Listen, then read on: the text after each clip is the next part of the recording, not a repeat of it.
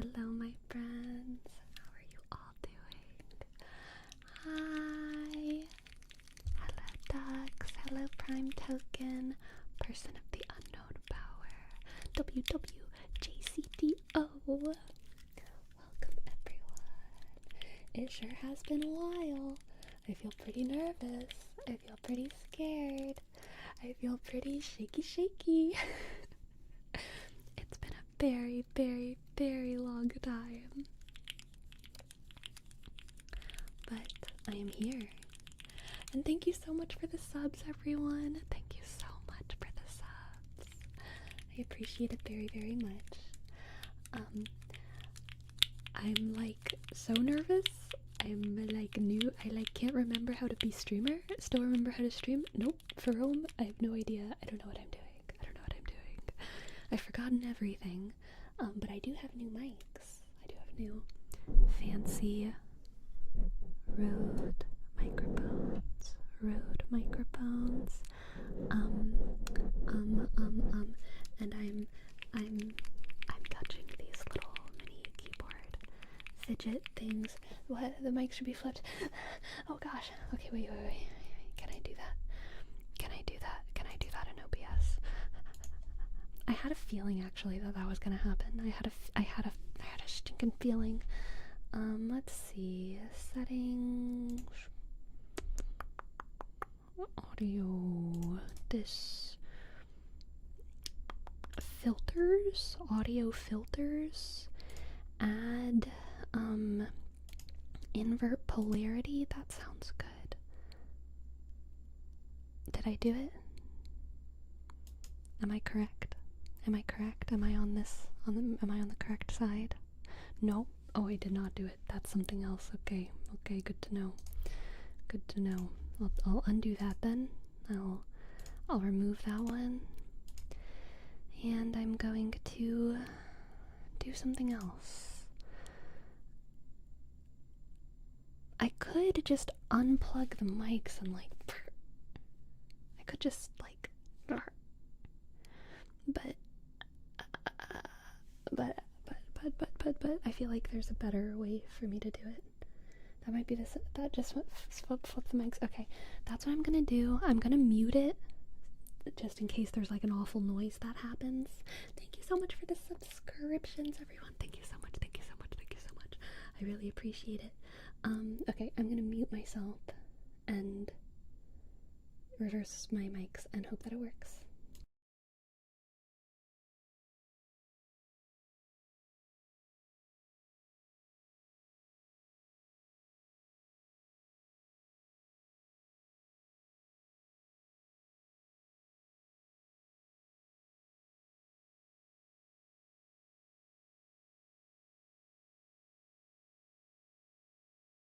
Okay, I had to squeeze myself a little bit through those microphones. I felt like I was like sneaking through a fence or something. Do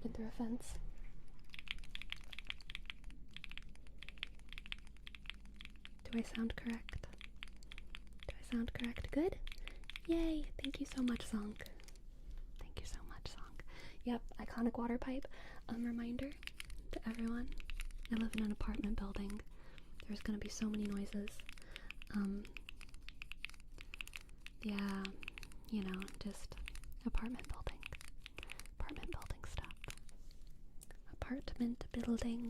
stuff. Anyway, I guess I should talk about like what the heck I'm doing. So I'm streaming right now, and I'm planning on continuing to stream today until 7 p.m., which is about 3 hours for me. I'm gonna do ASMR, and then I'm gonna stream probably again another time this week, and I don't know when, because now I'm doing a thing where I have no schedule. Also, does like everything sound okay? I know we just like reversed the mics and everything, but like other than that, are things good? Does it like is it like volume equality between the mics? Yeah, new schedule is sometime exactly for Realm. Okay, looks like y'all think it sounds good. Okay, cool. You better be being honest. I'm doing like a no schedule thing. I'm kind of like very softly aiming for once or twice a week, but only on the weeks that I stream. You know what I mean? There's gonna be some weeks where I don't stream in the future. And the reason why is because this year is turning out to be like one of the craziest years of my whole gosh dang life so far. So many adventures, many of which I cannot speak about out loud yet until after they happen. But there's many adventures that I'm going on, more adventures than I've ever been on. Yeah, so there's going to be some weeks here and there where I cannot stream, and I'm just gonna let that happen. I'm just gonna chillax with it all, let it happen. And for the streams that I am doing tonight, and other nights that I stream, I am indulging in just chilling out and chit-chatting with y'all in season 2 and season 1 of Always Slightly Sleepy streaming. I had a lot of rules for myself. We had channel points and tarot readings and name traces and word redeems and all kinds of stuff, and there were all these rules, you know. It was very like my Virgo sun took over a little bit, and I imposed a lot of rules upon myself of like, okay, if this happens then I have to do this, and if this happens then I have to do that. And that was also inspired because a lot of other ASMR artists do that kind of thing, you know what I mean? I'm trying not to do that this time. I'm gonna see how it feels. The only redeem thing, I'm going to do name traces for people who gift subs, but I'm not gonna do name traces for subs, and I'm not gonna do channel point redeems or just none of that. We're just chatting, talking. We're just chatting and talking, and yeah, that's the plan. Ko-fi is gone as well. Ko-fi exists. It's just donations though. You can't get anything out of it except for giving me a tip. But I do think it exists. It still exists. What makes a good stick? It depends on the hand that holds it. The stick has to match the person. So a good stick for me is not going to be a good stick for someone else. But it should fit your hand, it should fit your height, and it should fit your vibe. Brom! What? Thank you for gifting subs, Brom. I apologize for the bonk. Let's see if I still remember how to do name traces. F, shk, A, click, R, click, A, shk, O, M, shk. Thank you, Pearl. Thank you. Yay! Can we see the Gall collection? Perhaps another night. But alas, they are in their bouquets right now, which are in another room.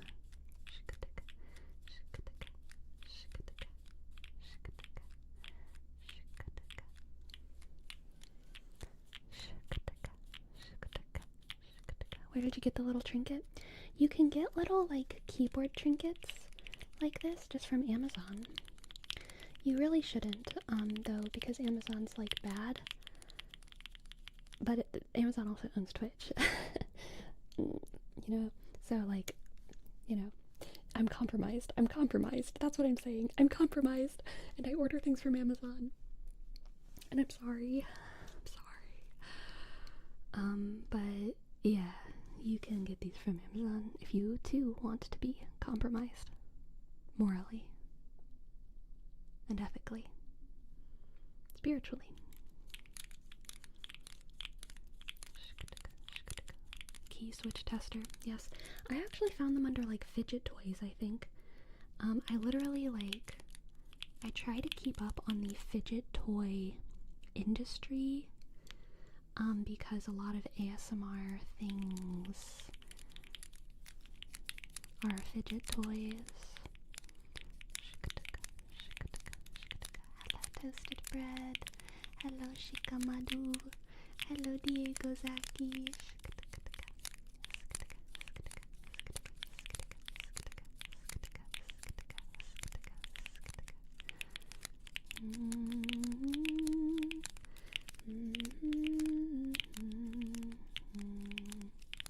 Don't feel bad, as he said in an oldish video.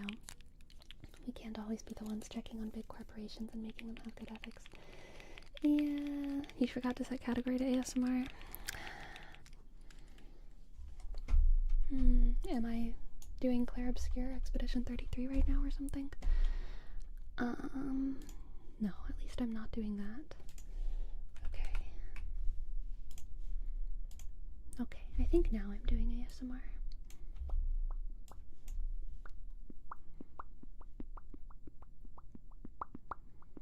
I'm glad you liked the Daphne ASMR.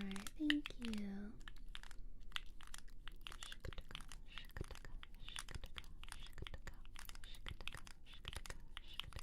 Now Esquier. There's a little Esquier right there. A little Esquier. Do you like ASMR? I love watching ASMR. I can't get enough of ASMR.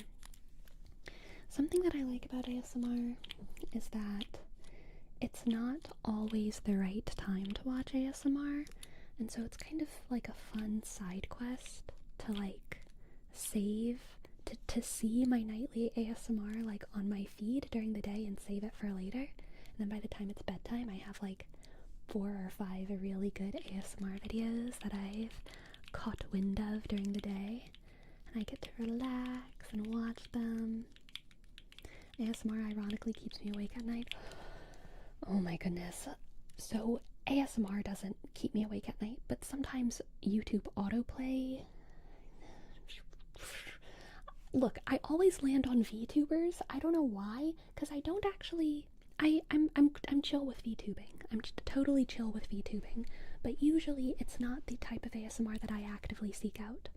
I actively seek out oftentimes lo-fi, stabbing the camera with a fork, positive affirmations. I like that, camera stabbing with positive affirmations. It's really my favorite thing. Maybe stabbing is slightly too aggressive of a word, but anyway, YouTube autoplay in the middle of the night always leads me to VTubers. Gotta turn autoplay off. I know, I really should. I feel like YouTube automatically turns it on sometimes without my permission. And I always wake up to VTuber sounds, you know what I mean? Yeah.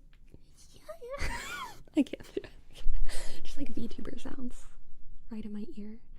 And it's a little bit terrifying.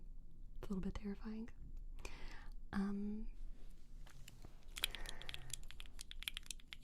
But I'm always or not always, but a lot of the time I'm kind of too sleepy to fix the problem. So I wake up and I'm it's another VTuber. I kind of fall back asleep again.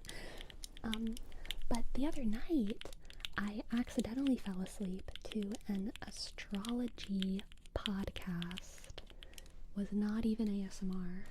And this astrology podcast is aptly named The Astrology Podcast, hosted by Chris Brennan, I believe is his name. Chris Brennan? It sounds fake now that I'm saying it out loud. But, oh my goodness, I had weird dreams. I had such weird astrological dreams. I was dreaming about Pisces, the relationship between Pisces and Virgo, across the chart, and past lives and like just all kinds of weirdness. For real though, VTubers are algorithm poison. If you don't purge them from your watch history, they will take it over. Yeah, it's interesting how much the algorithm favors VTubers. Like, it's kind of, but here's the thing. YouTube's algorithm is like, it's quite impressive. It's quite impressive. And I can't shit on it too much.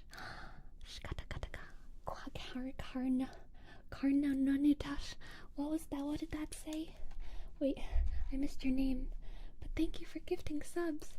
How do I find your name again? Oh my goodness. Wait a minute. Let me find it.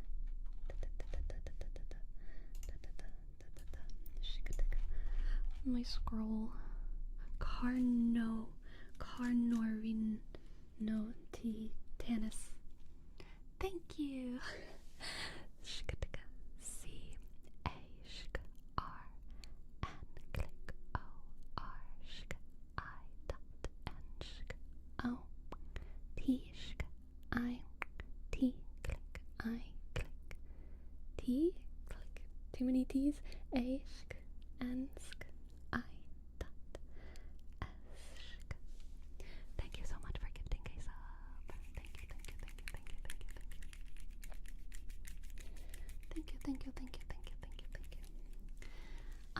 So, there was this girl once who I knew through a mutual friend. I didn't really know her. I still don't really know her. But I know her through a mutual friend. And mutual friend was like, OMG, my friend found your ASMR content and she loves it. And I was like, oh my gosh, that's so nice. And then, like, maybe a week later, mutual friend was like, my friend is, like, can't stop watching your content. This is a picture of her home page on YouTube, and her entire home page was me. Her entire home page. It was, like, 3 rows of videos. And here's the thing, like, that's happened to me before, too. That's happened to me before with creators, and it's not always like creators that I am obsessed with or that I love, but like YouTube's algorithm does that, and I'm kind of grateful. Like, obviously I benefit from that. C's Library, thank you so much for your tip. Sorry for the bunk. Thank you so much. I appreciate. I benefit from that, like, page of me, but it is surprising. It is surprising, and it is odd. It is odd. 3 rows of ASMR clown videos. No, I have a feeling my clown videos do not get recommended to quite a lot of my viewers. Either that or just no one clicks them. Hard to tell, but you know, I understand. It's more niche content. We made it moments. We made it moments. I don't know what that means. Zion Rose.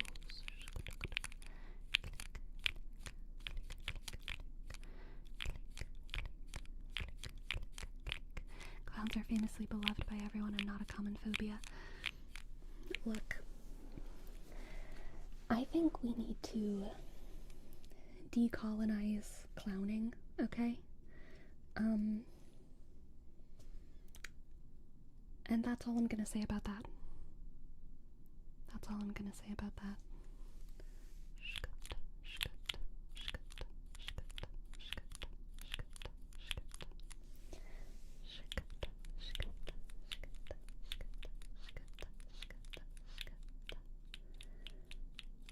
Everyone's a little bit of a clown. It's true. So, oh my goodness. There is the internet has some weird corners to it. And there's a corner that I went into once, and I was so fascinated but I legitimately couldn't delve too deep into it because it kind of scared me too much.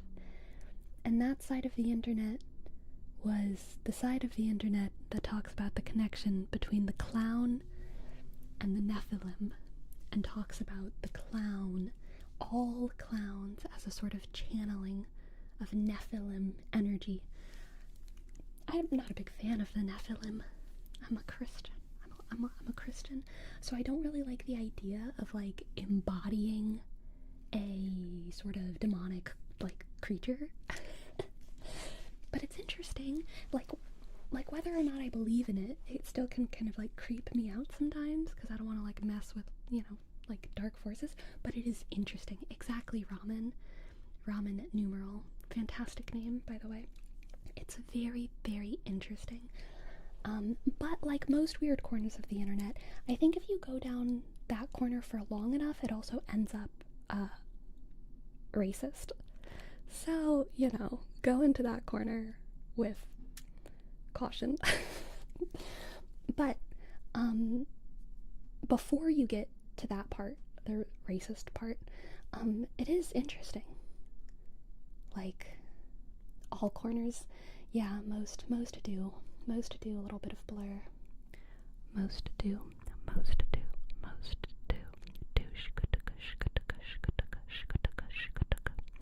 Click, click, click. Alien on the lam mean? It's been on my mind a lot. So to be on the lam just means to be like on the run from the authorities, in hiding, but like running. Like the type of hiding that moves. You know what I mean? You're on the run, on the lam. So an alien on the lam is just an alien running away from the authorities. It is a slightly archaic phrase, though, that I believe I learned from a series of unfortunate events. On the lam, yes. The lam. Lammy lamb. I don't even remember which series of unfortunate events book it was, but it was the one with the hot air balloon. I read that in like elementary school and it stuck with me. Stuck with me. Stuck with me. Stuck with me. I read those books in middle school. I can barely recall some of them, but I know I liked it. The series of unfortunate events books. Where'd I go? What? Oh no. Wait, come back. Wait, come back. Don't worry, it's coming back. It's coming back. I promise. It's gonna come back. Okay. I don't know why that happened. So I'm gonna have to figure that out, why that happened just now. But, I just turned it off and turned it on again. That's what I did. So, it won't be the last time, exactly. I hope that doesn't happen like every 30 minutes or something. How long have I been streaming? I don't know how long my camera's been running, but probably around 30 minutes. So, hopefully that doesn't happen all the time. We'll see. I'll see if I can figure out how to fix that. 32 minutes? Interesting. The series of unfortunate events books were like core to my childhood, and I think the series of unfortunate events books are like how to awaken the Scorpio energy inside of you. Those books, the vibe is just so Scorpio coded, and like, oh my gosh, they're so good at getting you obsessively interested in a mystery. And I remember my older sister, she read the books before me because she was older than me, right? And she had like all of the supplemental books for them as well. I can't remember exactly what it was called, but there was a supplemental book called like the Diaries or the Records or something of Beatrice. I can't remember her last name anymore.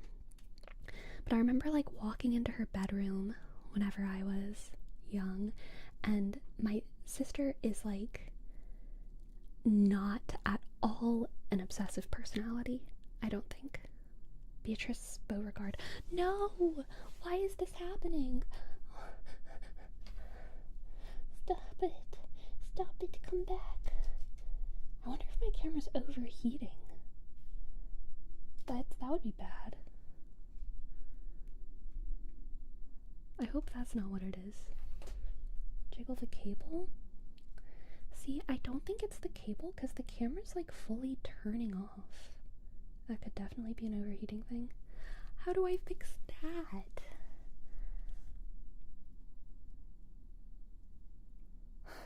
How do I fix my camera overheating? Do I need to put ice on it? Should I just pour water on it? Should I pour water on my camera? Running your AC higher? No, I don't think that's a good idea. It's ASMR, you know how it is. I also don't have central AC. Put a fan behind it. Gosh.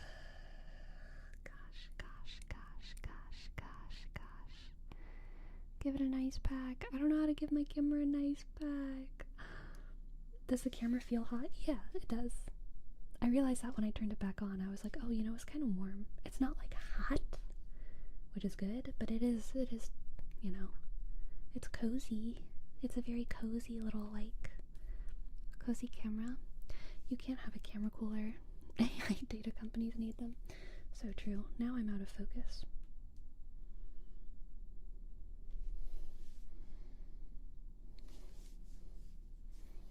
Why am I out of focus?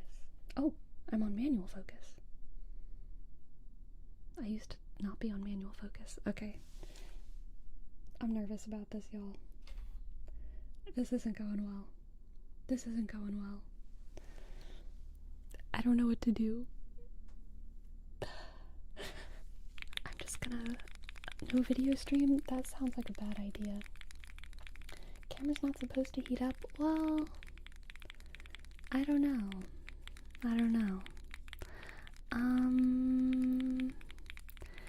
Maybe I should just blow on it? The camera? Just take 3 pictures and a moving GIF. You got another camera? Jesus Christ. I've been in tech hell getting this camera set up. Yes, I have another camera. I cannot set it up right now because it requires different technology to get it connected to my stream.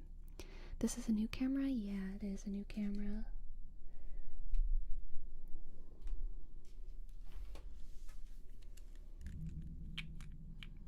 I just turned it off and on again. I gave it like, what, like a minute that time or something? No worries, we can still hear you. Hulk. I reject that. I legitimately can't do a no camera stream. So if that keeps happening, then I'm gonna have to stop, probably. Which camera is it model? It's like kind of like a really nice one. It's the Sony something. I can't remember anymore. Sony 1600. Sony A1600. That's the one that it is. But the A is like not a real A. It's like the Sony logo or whatever. You know what I'm saying? It's that one.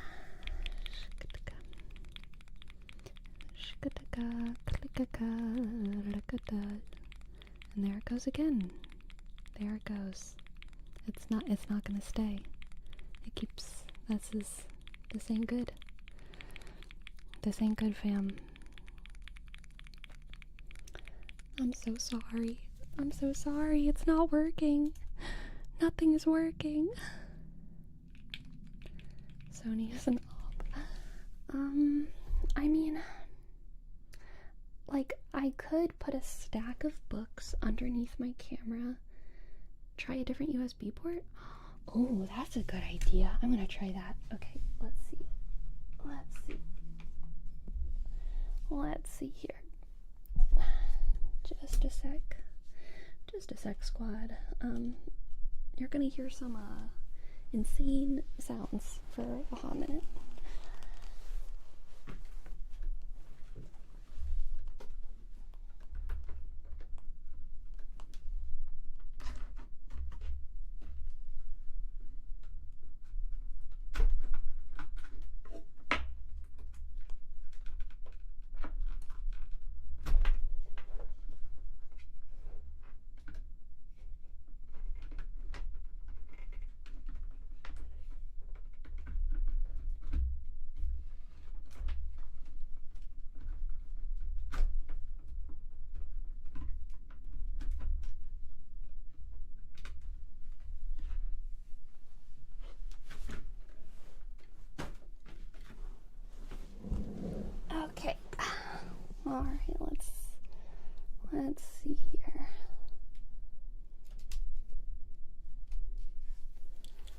Alright. Camera has been turned on and off. Plugged into a different thing. And now it's just not showing up. Oh, sorry, I bonked my mic. Sorry, I bonked my mic. Let's see.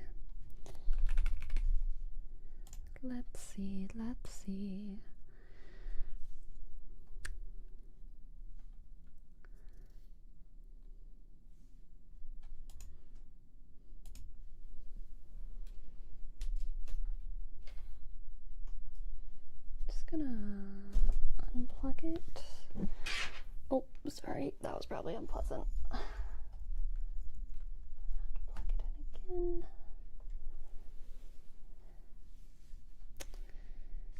I'm not even hearing it connect now in this new thing. Let's see.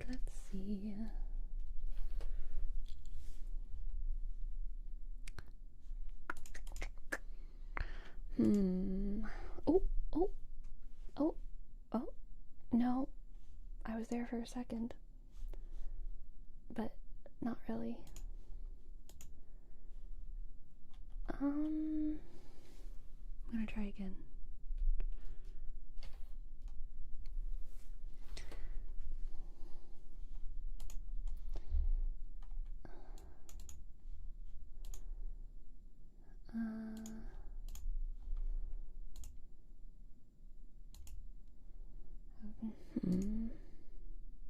I'm gonna try reconnecting my source. That did not do anything. Okay. Let's try again.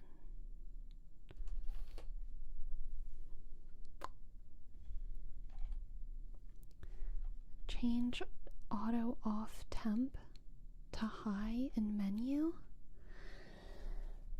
Which camera is it? It is the Sony A1600. Sony A1600. Okay. I'm gonna see if I can find that setting. I'm gonna see if I can find that setting.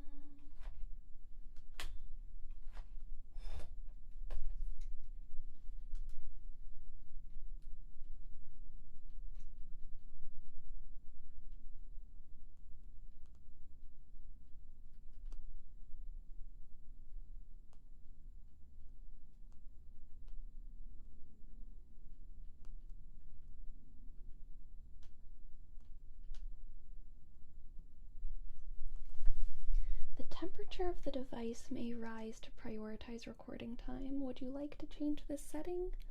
Okay. Let's go for it. Alright. Plug her back in. I'm gonna put her in the USB hole that I put her in first, because then she was working and now she's not.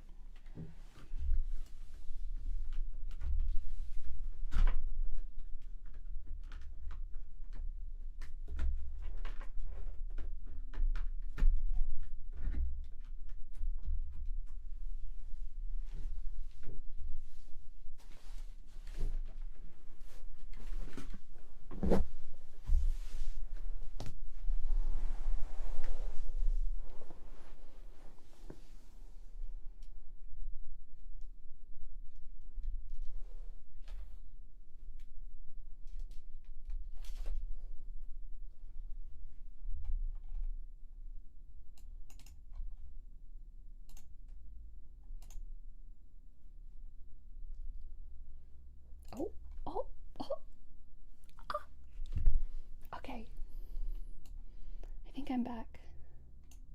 I just need to move some things around. I need to move these things back. Where were we? Am I still at the correct angle? I kind of had to move my thing around. Sleepy, how do you know your camera is a she? I feel like almost everything defaults to she, you know? She is the future, right? Angle looks right to me? Okay. Let's hope it stays. Let's hope she stays that way. So maybe whenever I go on breaks, I should like turn my camera off to like let her cool down, you know what I'm saying? But I did have the idea, because now I've updated my setup so much. So much. This mic needs to be closer, or else I'm never gonna choose her. Another her.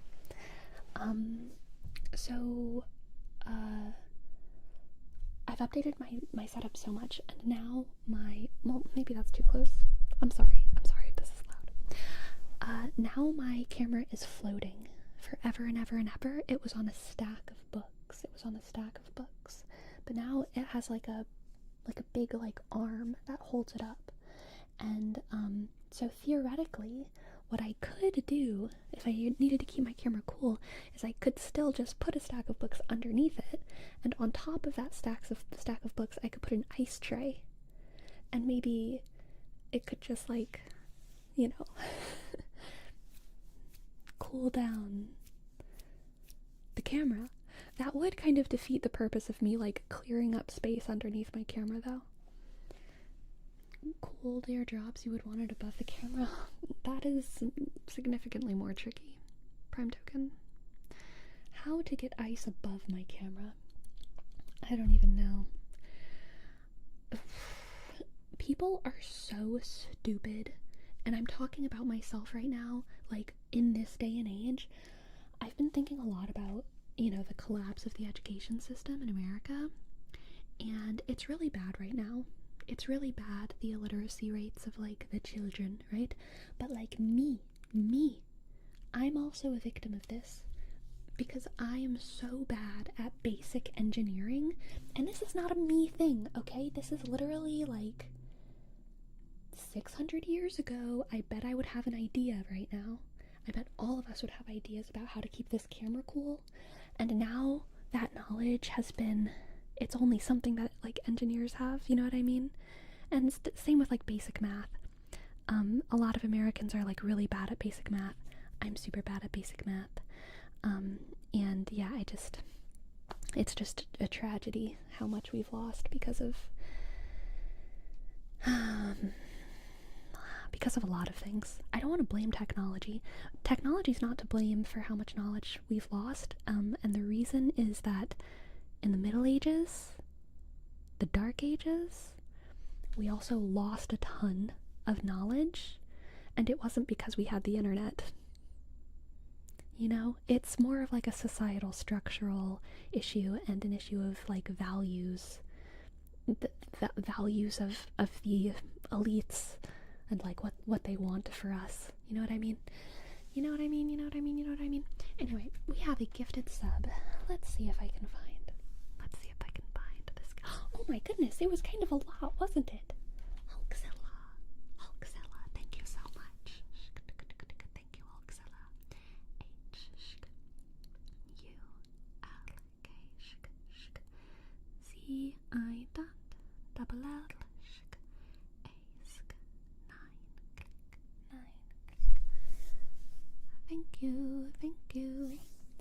Thank you. Not much listed on the net about this model. Seems the issue is common with the A6000.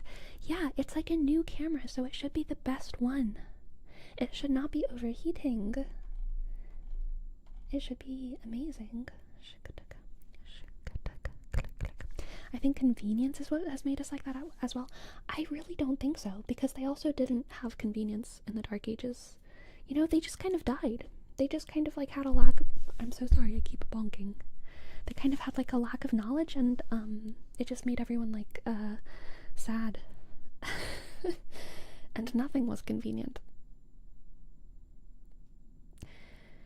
You know, as some of y'all may remember from season 2, some of y'all may remember from season 2. Let me know if this is too loud of a noise, by the way, because I think I'm still a little bit new with these mics. I've been kind of on a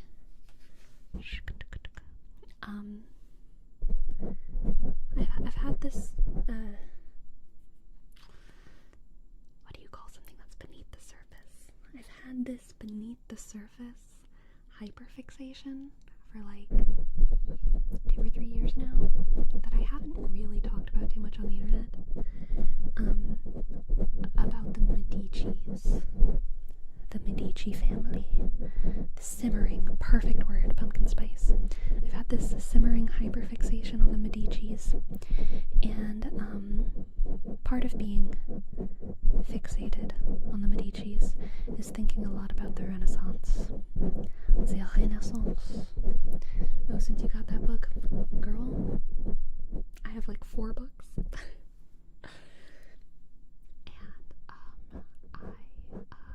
I really treasure them all. Anyway, I have this fixation on the Medicis, and a little bit on the Renaissance in general. And one of the crazy things about the Renaissance is that they were living in a time in Europe where, in Italy, Rome was there, and they had all these buildings, like the Pantheon, for example, among others. And there were also these other countries, like Russia, and there was the city of Constantinople, and there were all these places that had these incredible architectural structures. Specifically things like the domes on the top of the cathedrals, and the dome on top of the Pantheon. And then there were also other things like sculptures, statues. There were these pieces of architecture and art that had been left behind by the Roman Empire. And in 1400s Italy, it wasn't just that people didn't have the resources or the motivation or the artistry or the time to make this art. It was legitimately that they had lost the knowledge of how to construct these structures. They didn't know how to make the dome. When we look back at something like the pyramids, we're like, or it's a very common narrative to be like, how did they build that? We could build that, but they didn't have the technology. And like, that's already interesting. That's interesting. But what's way more interesting to me is the idea that structural knowledge of engineering can literally be lost. And that's why during the Renaissance they were so fascinated by the Romans and so inspired by the Romans, because all of a sudden what they got the resources to do was like research and explore and find it out again. And so there were these people, Brunelleschi being one of them. Brunelleschi took his apprentice, who was Donatello, to Rome after an artistic failure of his. Because they were from Florence, and they got really mad at like losing this sculpture competition, basically. They got really mad at it, so they went to Rome and they were like, we're gonna be architects. The fine arts suck, we're gonna go be architects. And they went to the Pantheon and they studied the dome to try and rediscover how to make a dome, because no one knew how to make a dome anymore. They had this so that's why they had this fantastical idea of the Romans. It wasn't just because they were like cool, it was because they literally lost so much knowledge during the Dark Ages. And there was a lot of things that kind of like caused what we call the Dark Ages. But yeah, I mean, like, knowledge really can be lost the knowledge of how to do things. So much medical knowledge of female health and medicine was lost during the witch burnings in Europe, because they like kind of killed like most of the female doctors. Most, many, maybe I shouldn't say most, many midwives. They like killed like all the women doctors.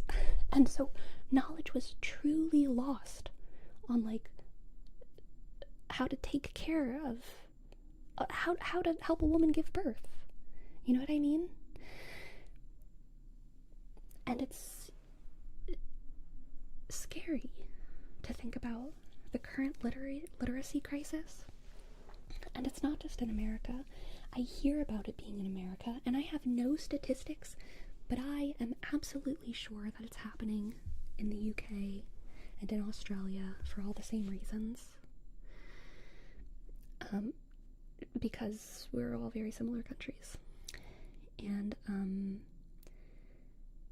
like, it's just, it's really possible that knowledge is lost in the coming decades. And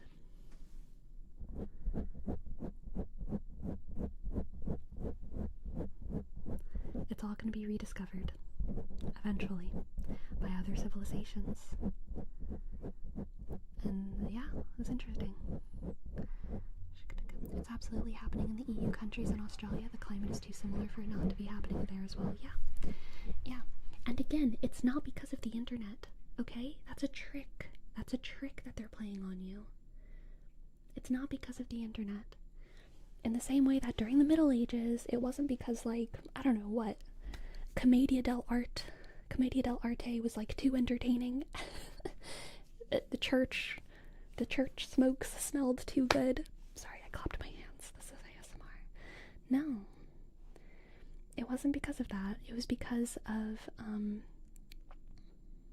an economic crisis that, made families not be able to prioritize the education of their children, the preservation of their own family's knowledge, messy handlings of migration, like all kinds of things.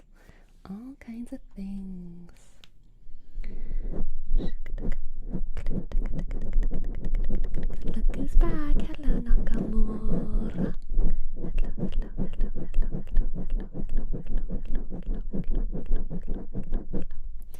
But you think the knowledge itself is lost, or people learning about it? Because I think now everything is documented. The issue is from people in general being interested in knowing about it. I think you're partly right, but you're not fully right, because everything is not documented. First of all, the internet is fragile, and it is very possible that the internet is, I don't know, the wires are pulled, right? That's like a possible thing to happen.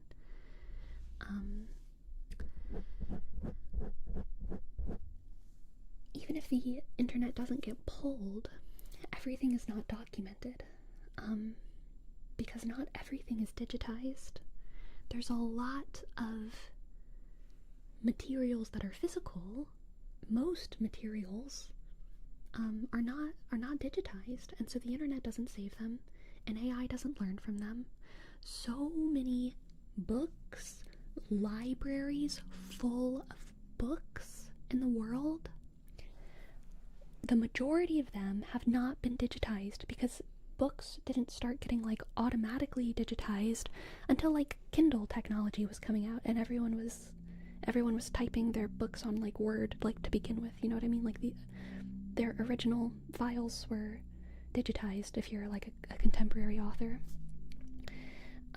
I worked with digitizing books, and it's true. Yes, Nakamura. I didn't work in digitizing books, but I worked in digitizing archives, and it was like a massive disillusionment for me. Creating records for books, and because whenever you work in an archive and you create a record which is how most archives are organized. It's like incredibly human work. You go into a library system and you put a title and you put genres and you put keywords, but the entire substance of the book or the file or the college thesis or whatever it is, you don't actually type the whole thing out. You just say, like, here's broadly what's in here, then it goes into the system. Anyway, the whole point of that is that, like, not the majority of stuff is just not digitized, and so AI can't learn from it. And if we're going into a future where, like, most of our information is given to us through AI, even if AI was good and in alignment and had no resource management issues behind it, it has an extraordinarily limited scope of knowledge because not enough stuff is digitized, and we can't digitize books en masse, these old books, until robotics gets better, because it needs to turn the page and scan every single page and be good enough at interpreting different fonts, different handwritings. Like, that's careful human work, book by book by book by book. Different formats. Yes. So I think it's very possible that knowledge is lost. And even if knowledge isn't lost, it just might be the case that, you know, a very, very select few people have access to that knowledge.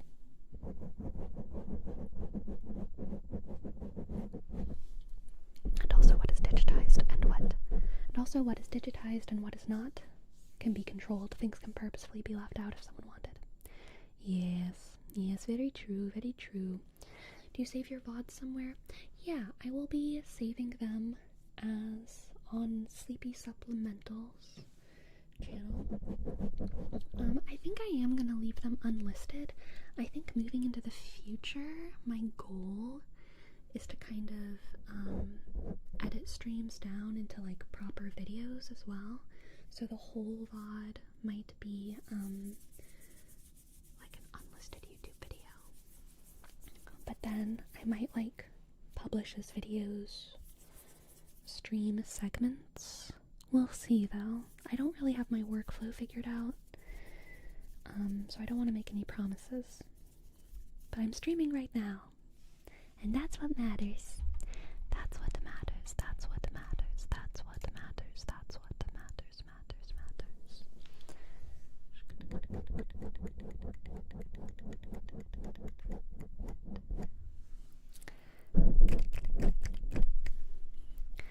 Someone sent me these in my P.O. box. I haven't really tested them yet, but I think they sound great.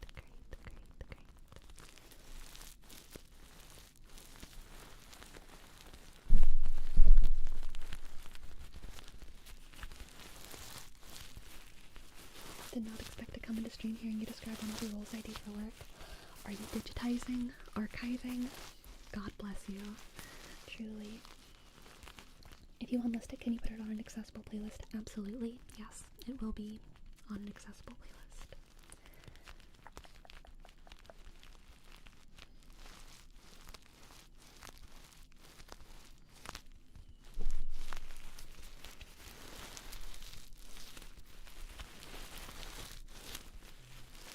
Granted, I do believe a lot of things get purposefully left out.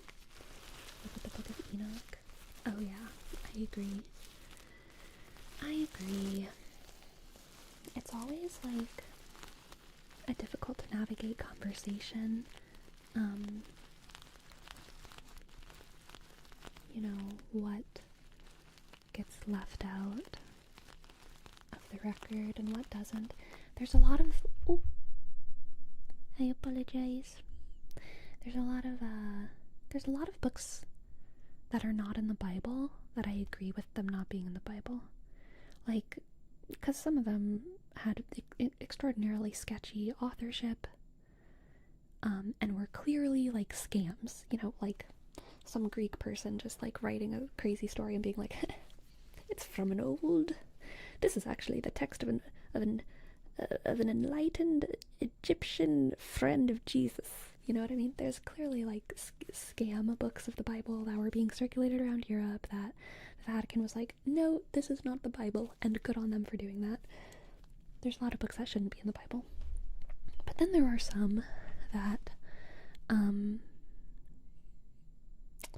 even if they shouldn't be in the Bible, they are definitely full of worthwhile wisdom, you know?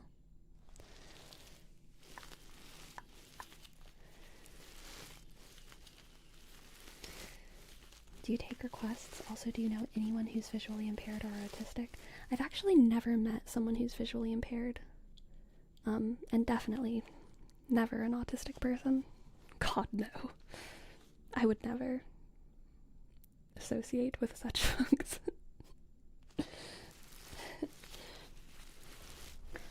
Ever delve into stuff like Hermeticism or Gnosticism? Yeah, for sure.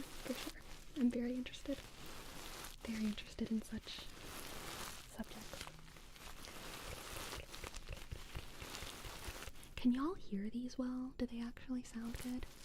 Or are they like mid? Should I do a different trigger? Because I have other stuff too. Good sounds? Okay. Good.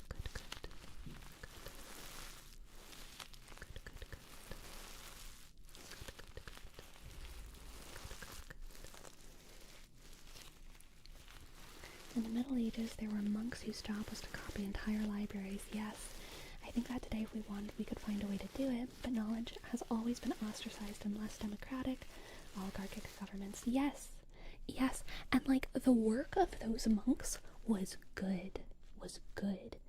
They preserved so much important knowledge, but because monks were the only people preserving important knowledge during the Middle Ages, because the church was the only institution that was even kind of okay,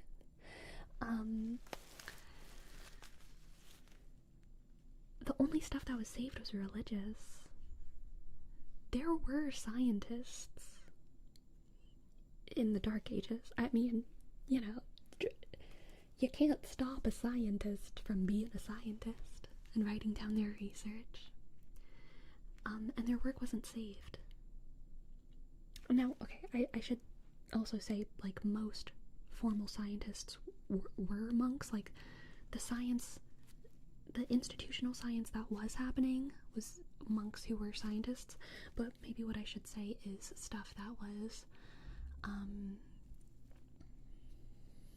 anti-church science that was directly against the church's narrative in whatever way, as well as like pop culture writing stuff, history stuff that was outside of the church's scope. No one was copying those books down. And so even the stuff that was being written, even things that the church would just be uninterested in, like texts on how to build, like architectural stuff, engineering stuff, how to build a really good bridge. Church just wasn't copying that stuff down, because monks were copying down the Bible over and over and over again, and copying down the texts of the church fathers, which is good. They were doing a good thing. But there was a lot of knowledge that was lost just because those texts weren't worth it to preserve.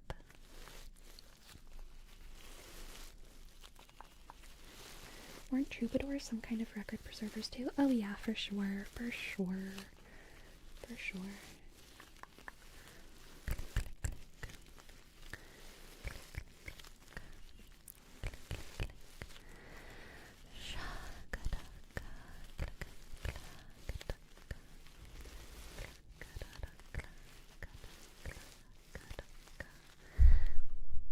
I apologize for the bonk.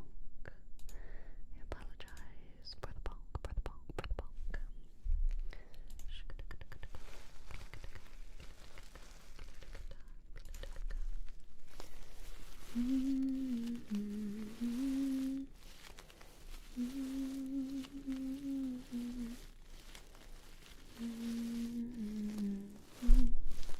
kind of knowledge do you think could have been lost that would have been useful in current times?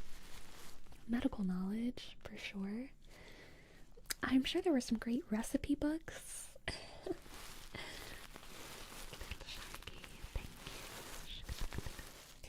Thank you for gifting a sub, little sharky.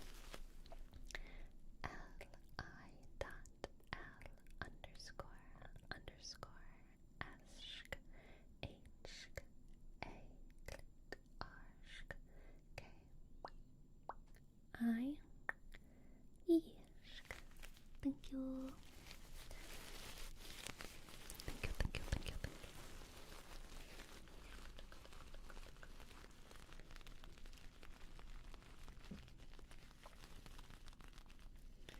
The fact that an incredible amount of modern knowledge is being lost by forums being taken offline. I know, yes. And Discord being the new place knowledge is stored, being extremely closed, just goes to show how easy it is to lose knowledge. Yeah. I think I can't even remember where I talked about this. I don't know if it was a members only video or an old stream. It might have been an old stream. I don't remember. It might have been on a Sleepy Supplementals video. It all blurs together. But I think one of the themes, I think it was on my old Claire Obscura gaming streams that I talked about this, but I think one of the themes of that game is how quickly knowledge fades through generations, just with death. How in just a few decades, if there's a lack of resources, truth gets lost. Like, this past week, I've been trying to do some, research into my family tree, and, my great, I think it's my twice great grandparents on my dad's side, I can't find their birthdays. I don't know, or the woman, I can't find her birthday. I can't find it. And that's really frustrating to me. I can't, her birth certificate doesn't exist. I can't find, it's not kept in these archives. I'm trying to go through a church diocese to see if I can find her baptismal record, because I'm sure she was baptized, but that takes a lot more time. And other people, I also don't have their birthdays. And, yeah, it's just crazy how, I know that she knew her birthday. I know her husband knew her birthday. I'm sure her kids knew her birthday. But they never thought to tell anyone, because, why would they?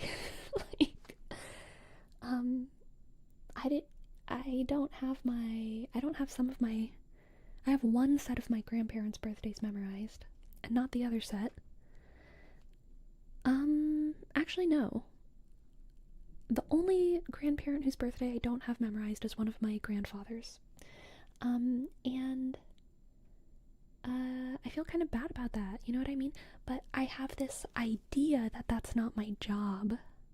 I have this idea that it's not my job to be keeping track of these stories and of these memories and of these relationships to people. And, my grandfather's spaghetti bolognese recipe and my dad's, guacamole recipe, I have this idea that that's not really my job, because, it's fine, but, it kind of is my job. And it's kind of your job. It's kind of actually, your job to have, a copy of your parents' birth certificates, maybe. You know what I mean? It's not really your job.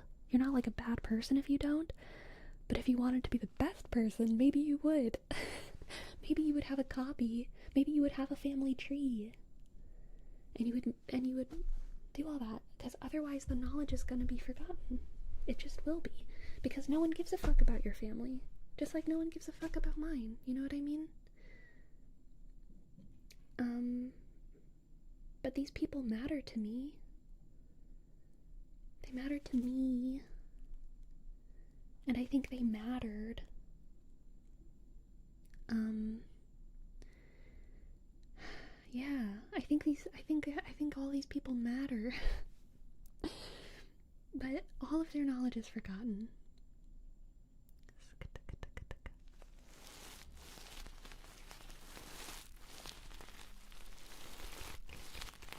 Is that what at least part of the legacy actually is? Just keeping an ongoing record of things to prove that your family existed? I think so. I think so, really. Really. I've kind of been really, like, I've been routinely getting emotional about it this week. And I think part of the reason why I'm getting emotional about it is because my mama on my dad's side, she is, and my papa, they're both still alive, and they cared a lot about legacy, and they were always telling us stories about our ancestors and their names. My mama used to have a stair game that she played with all of the cousins, where she would put us all at the top of the staircase and she would stand at the bottom and she would ask us trivia about our family.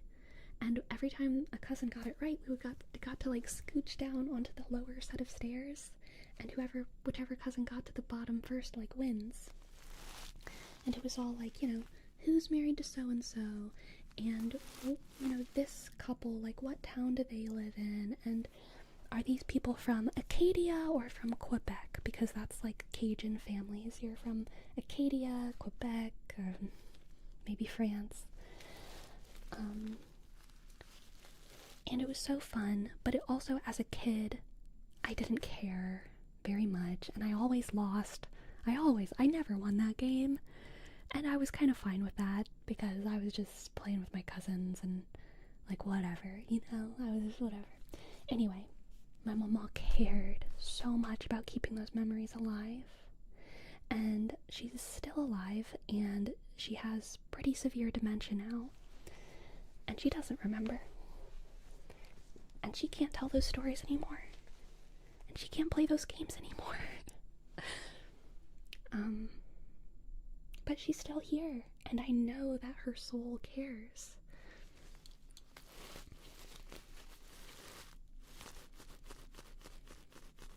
So I gotta remember.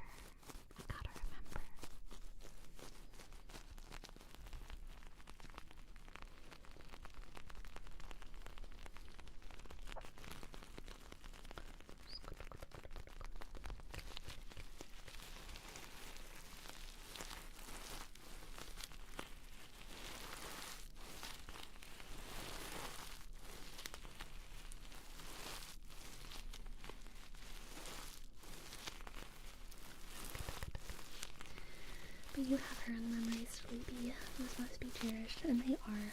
They are. They are.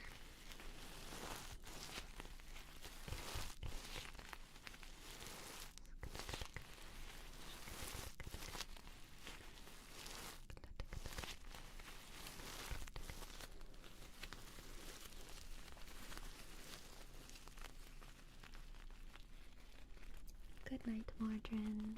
Good night, good night, good night, good night. Good night.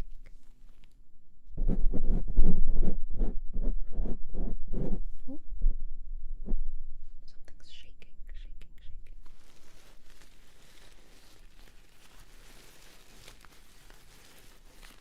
Matrix! Thank you for the tip. Rah, rah, rah.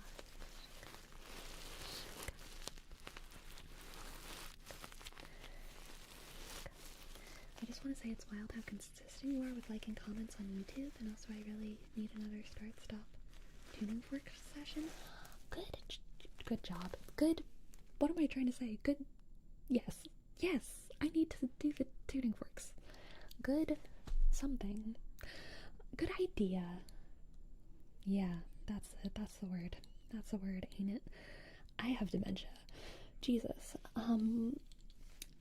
Yeah, that was fun. I should do that again. I'm gonna be real. I do not find it that hard to like all of my YouTube comments. Also, I don't actually like all of them. I like the vast majority of them, though. I have a pretty low bar for what I press the like button on. But I don't find it very hard. And I think that's because, like, most of my comments are just really short and nice. A lot of them are jokes.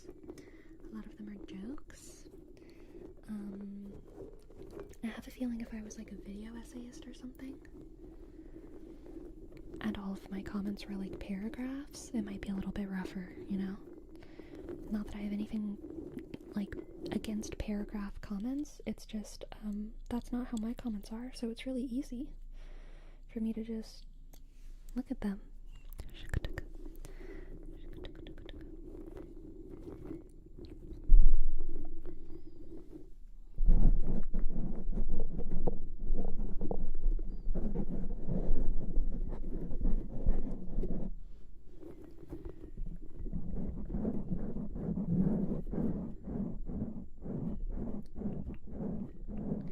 I got a question. What if I'm a Sagittarius but I'm reincarnated from a Gemini?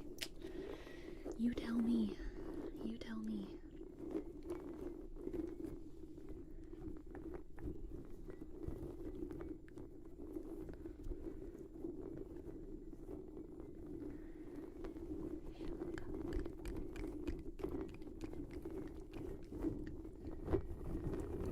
Welcome, unbesieged verily Kaitlu.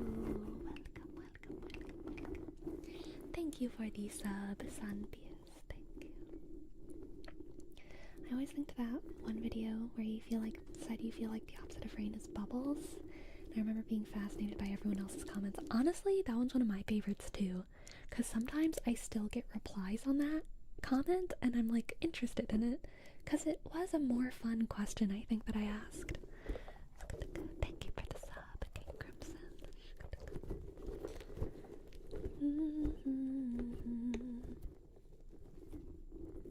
Your mic sounds great. Yay. Yay.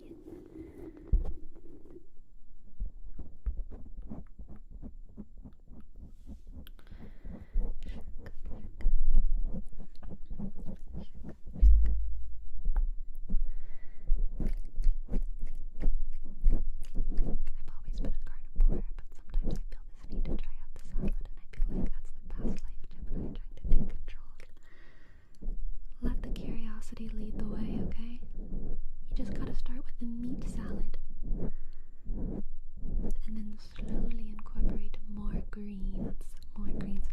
Or honestly, perhaps it's more Gemini to just like go full celery. Bowl of celery with salt and pepper on it.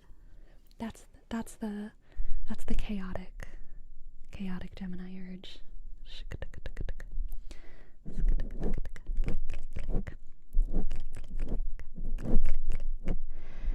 As a Gemini, you gotta make sure there's peanut butter too. So true. So true.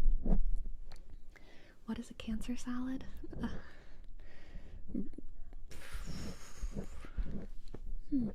I feel like my urge is to make jokes about salads that have a lot of carcinogens in them, like burn your salad and then it's a Cancer salad. But let me try to think of it seriously. What is a Cancer salad? Soup. Soup and salad. Soup and salad is Cancer coded, okay?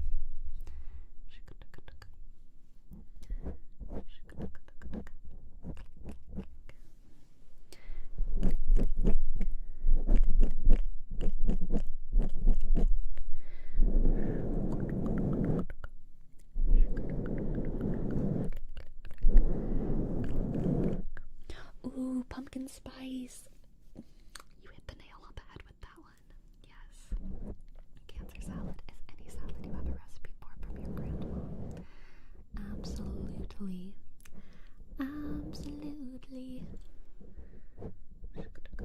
Or alternatively, it's the kind of salad that you would make for like your child who doesn't eat enough vegetables. You know what I mean? So it's like a care package salad, like a new, like, please eat this, you're dying. Please eat this, you need this kind of salad. I feel like it could be both of those.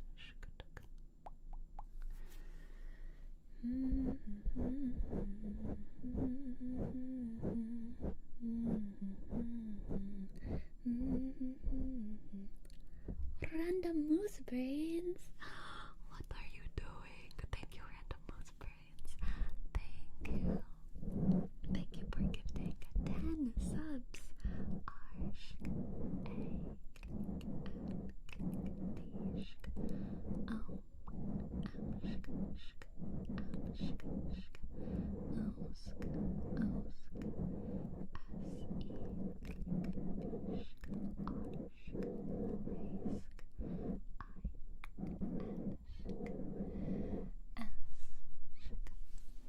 I dated a Cancer, 10 out of 10 care package all the time. Cancers know how to do it. They know how to take care of you. Even when you don't want them to. Even when you're like, hey, please just let me self-destruct right now. Cancer's gonna like blow up your phone. It's so annoying. They can't just let you self-destruct. Thank you for your sub, Ralph. Thank you.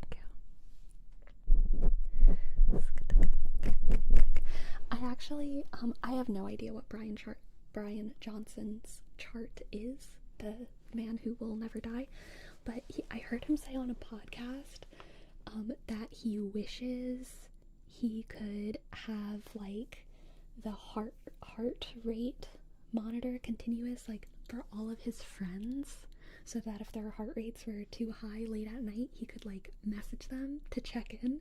And I remember thinking like, what a nightmare. What a nightmare to just like be stressing out. And then for Brian Johnson, your friend, to message you and be like, you're kind of dying right now.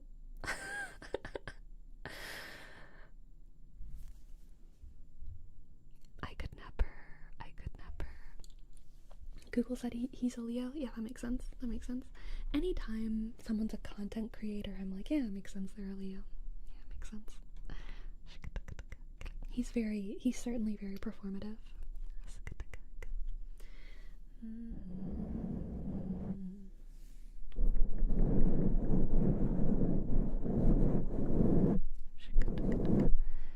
Any plans in the pipeline to make more ASMR episodes with the fledgling vampire? I like doing her videos around Halloween. I feel like that's what I've kind of done for the past couple years or whatever. I do some Halloween vampire shenanigans.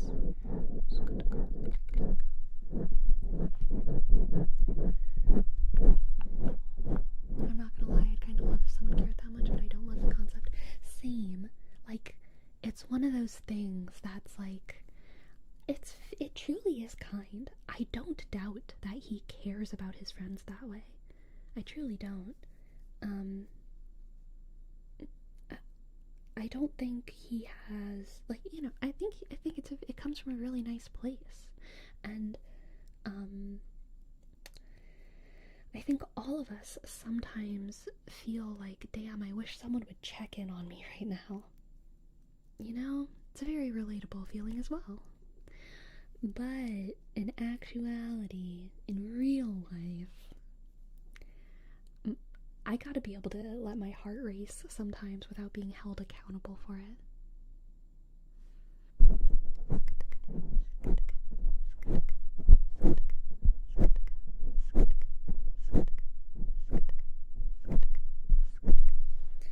I had a hard couple months, not many people checked on me. Yeah, I know. Yeah. Sometimes it's like that. I mean, I don't know, Raphael. Sorry, I don't know that not enough people checked on you because you had a hard couple months. But I understand the feeling. Brian would eat a baby if he thought it would make him look 3 minutes younger. See, I actually don't think that's true. I really don't. Because he's vegan. And he's vegan for ethical reasons. You know? Anyone who's vegan for ethical reasons, it's not even for health reasons.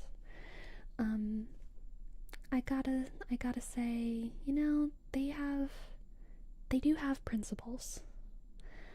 I don't know exactly what they are. I don't think I share those same principles. But I do think he has principles, and I don't think he's my enemy, okay? I've actually been thinking a lot about this. I watch and enjoy the content of a lot of people that I disagree with. Some more than others. But, like, a lot of these people that I disagree with, that I watch, they're just not my enemy. And I feel like a lot of us have lost that distinction. Like, you know, the division, the political divide, blah, blah, blah, blah, blah, blah, blah, blah, blah, blah. A lot of us are feeling pretty divided these days. I actually feel like maybe I'm just delusional. Maybe it's just like my own, like, crazy internet bubble. But I do feel like in the past couple months, specifically, since the files and since the war, I feel like there's actually been a lot of unity, like more so than there has been in the months prior to that. And I think that I'm feeling pretty optimistic about that. But even regardless of those new things, I think remembering that people who you disagree with are oftentimes not your enemy, I think that's an important thing to remember, because we do have enemies, and usually they are not like podcasters. Usually. I'm sure sometimes, you know, like, I think, what's his face? You know, sometimes there are guests on podcasts that are definitely my enemy. Maybe not my enemy specifically, but people who I don't like, people who I really, really don't like. Yeah, I think it's important to remember that not everyone who you disagree with is your enemy. Yeah, that's it. I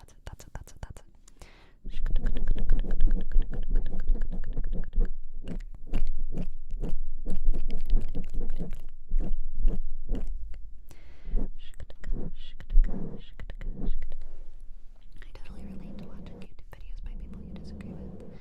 Fascinated by seeing other people's opinions on very complicated topics and seeing how they choose to navigate them in their mind. Yeah, me too.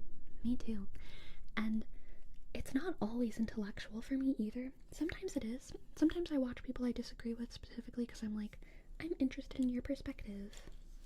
You know what I mean?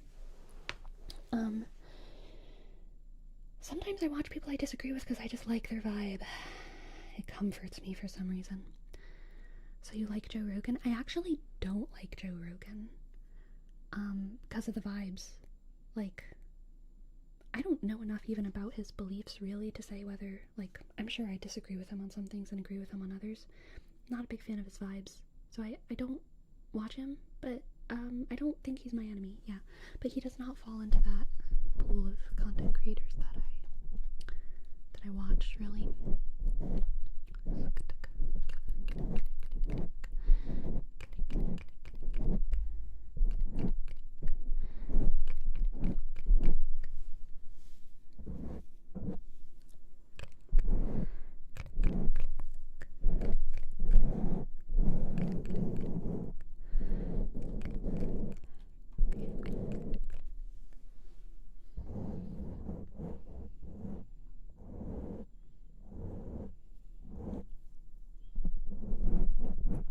There goes the Joe Rogan collab. I have no reason to go on Joe Rogan. Brain Rot Bambi is a very ambitious girl, though. So who knows what her ambitions hold. I don't think she would be against it.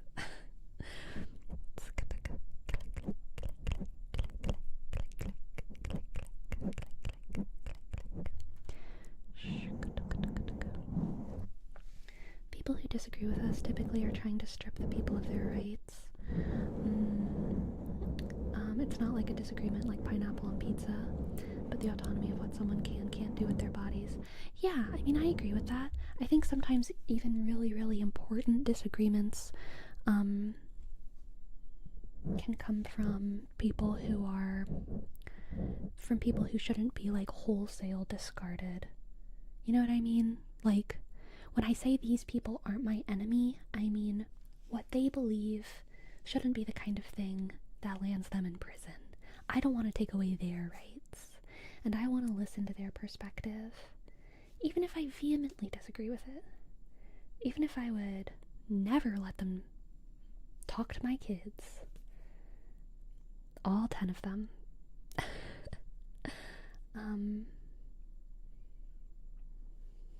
Yeah. Yeah.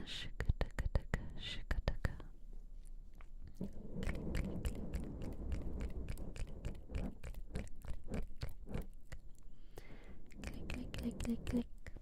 You can even disagree with friends or at least acquaintances. Ain't that the truth? Ain't that the truth?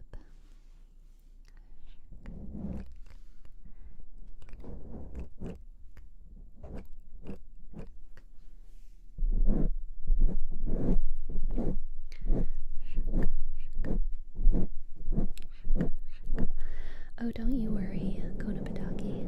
I can't get enough of Brain Rot Bambi. She's like so special and important to me. She's not going anywhere.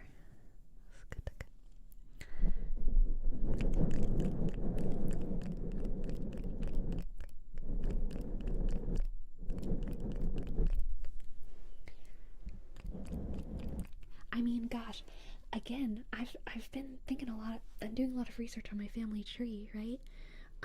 And it's really hard not to get emotional just when I'm looking at these people's names. When I'm looking at these people's names, and all their names sound so historic and so French and so Cajun.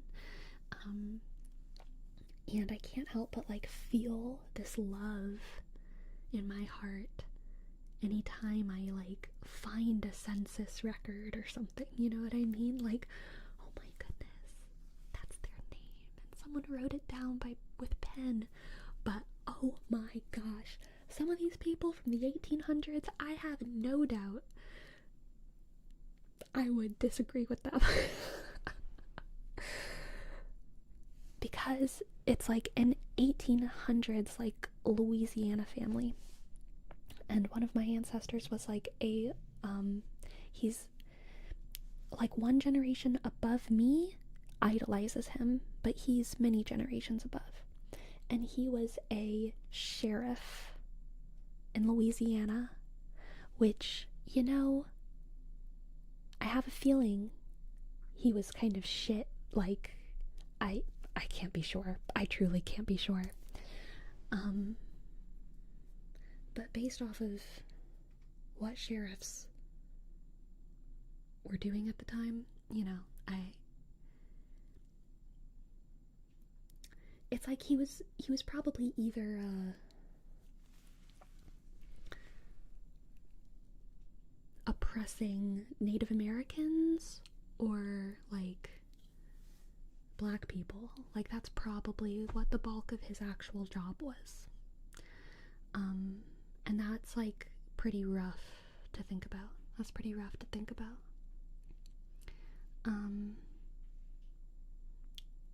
Now we don't have any records of that. Like, I don't have any records of that. And it's like the people in my family don't idolize him for that, because the people in my family don't think of history the way that I do, right? But like, and I'm drawing a lot of conclusions just from the fact that he was a sheriff in like the early 1800s. I just, like, what else would they be doing? I don't know. It's hard for me to imagine that this guy was doing stuff I'd agree with, right? But I would probably still,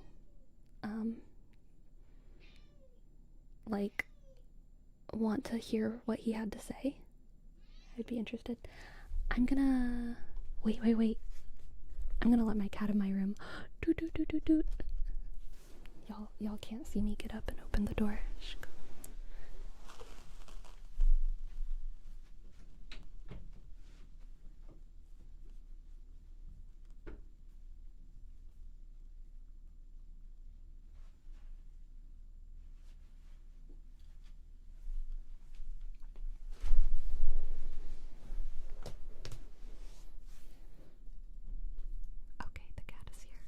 I kind of like, I have like a Be Right Back screen, but I kind of like just putting like the little lens thing on the camera. It kind of gives me like more security.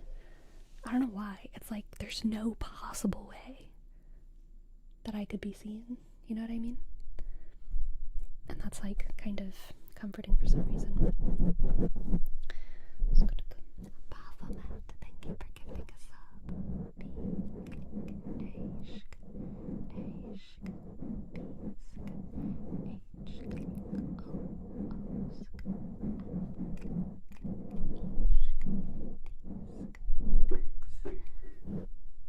Oh, my cat knocked the little blue thing off my desk. I realized she probably doesn't read YouTube chat. I do read YouTube chat.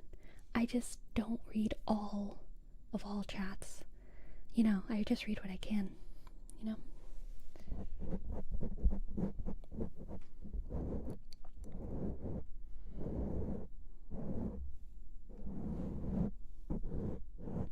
The other crazy thing that I found in my family tree recently was a 27-year age gap.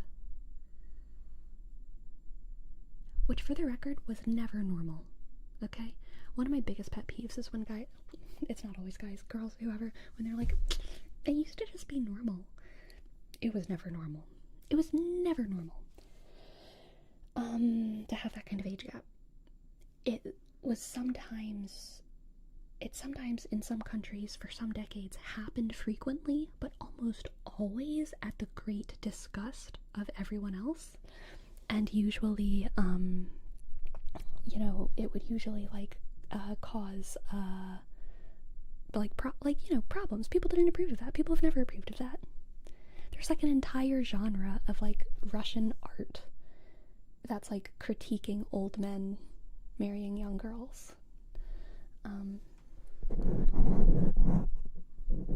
like, I think the 1800s, might have been the 1700s, I can't really remember. But yeah, was the guy on war pension? Ooh, good question, I don't know. It was around the turn of the 19th century. I think the guy was born in the late 1700s and the girl was born in like the 1820s. So I don't know.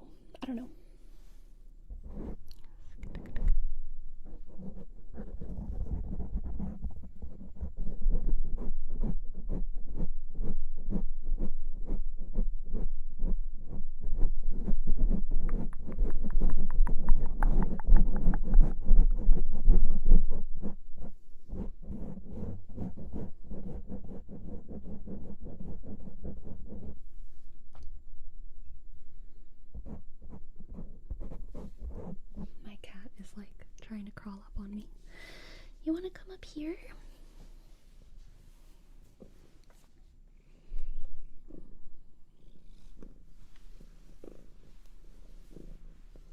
Ah, yes, Jose. That is the little bit emote. Katza, die Katza. Katza. She is cute. She is the cutest, in fact. Fiction, non-fiction are a mix. Definitely a mix. I'll tell y'all, I'm not going to give y'all a whole book tour because there's a cat on me, right? These are all my Catholic books, so whether that's fiction or non-fiction is up to you, I guess. But this is like Catholicism. This is folklore, mostly primary sources, so like, Ramayana, Rig Veda, Brothers Grimm, but not all primary sources. Egyptian Books of the Dead is like an analysis. Tao Te Ching, like, it's like kind of like world folklore stuff, mostly primary sources, but not all.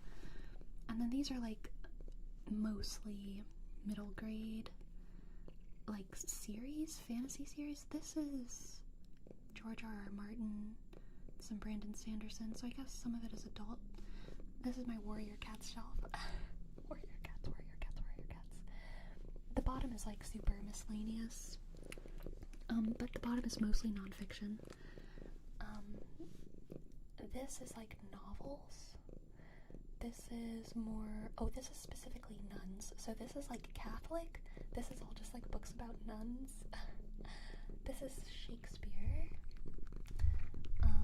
This is YA and some romantasy. These are YA dystopian. I think this is just more warrior. Oh, no. This is like middle grade novels.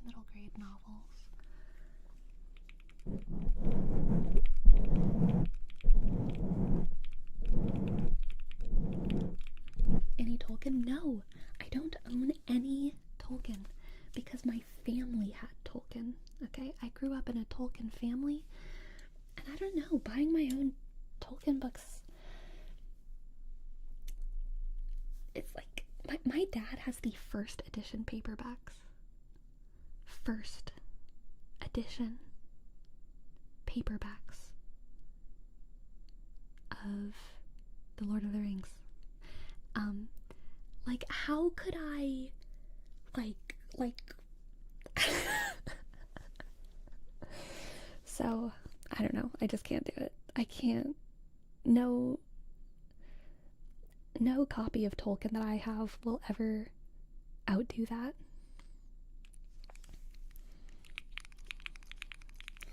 I bet those must be expensive as hell. And you know, the funny thing is, like, my dad does not give a hoo-ha about it. Like, I don't know exactly where he's keeping those books. I have a pretty good idea, but you know, he's not like being careful with them. They're probably like torn up. And he doesn't care. He's not that kind of person.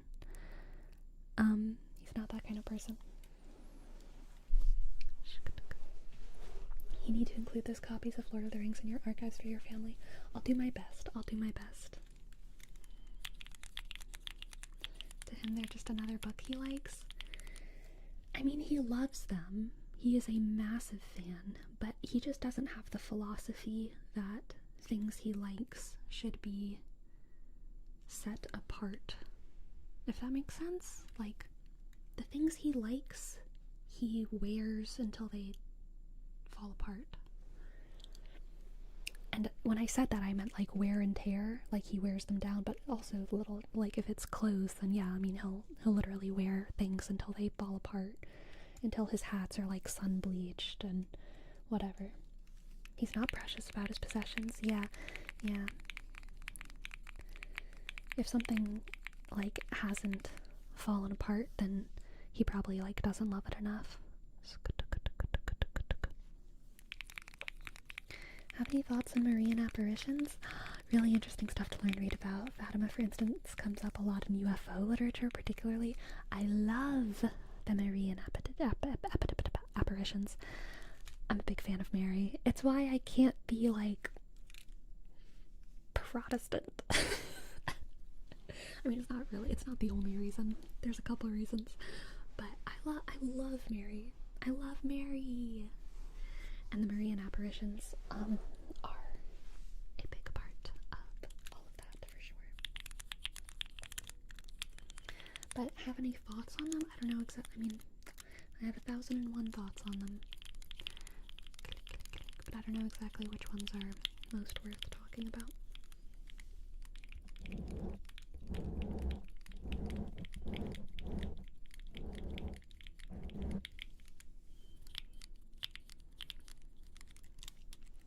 John Green, video on warrior cats, theology, humanism, entered my YouTube orbit. I don't know if y'all got it. I saw a Hank Green video. Are you thinking about Hank Green? Because that was a great video. Anonymous, thank you for gifting a sub to Stelgato. Thank you. The tiny keyboard is so cute and tingly. I know, it's wonderful. Wonderful. Want to see a close up.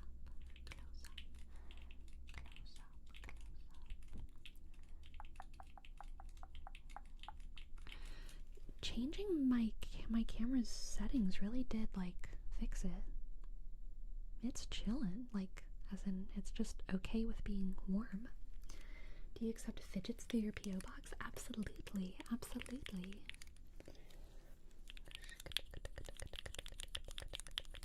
Do you have to turn it on for it to glow? No, this one just doesn't have colors in it. Maybe it's supposed to, I don't know. But it just doesn't light up. It does not light up. Do you ever bake bread? I love baking bread. I love baking bread. Or was the past life of a baker enough to swear you off? No, it doesn't swear me off. I do feel like it's hard for me to... Honestly, I enjoyed it more whenever I was doing it as a job, baking, because I felt it's kind of like it's similar to why I almost never play my saxophones anymore. I learned to play saxophone in a band, and I loved playing saxophone in a band. I had solos, but I never really enjoyed being a soloist. I enjoyed being a part of a band. And for me, honestly, the bread was kind of the same way. I enjoy baking a little bit. I mean, I enjoy it. It's certainly one of my hobbies.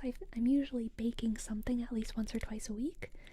And maybe twice a month, that thing is a bread. But I really enjoyed doing it as a job. Yeah.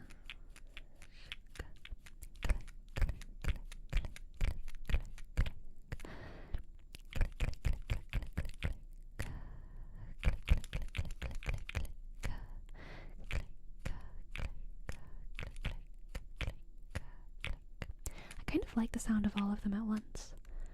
All of them at once, at once, at once, at once.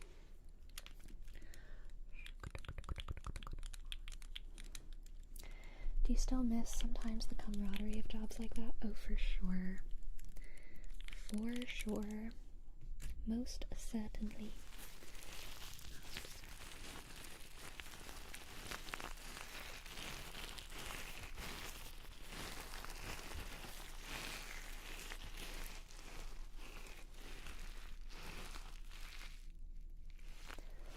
I'm very happy to be back, my friends.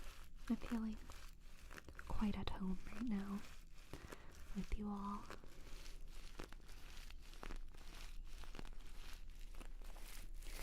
Non-bread things that require baking is a Wikipedia rabbit hole waiting to be delved.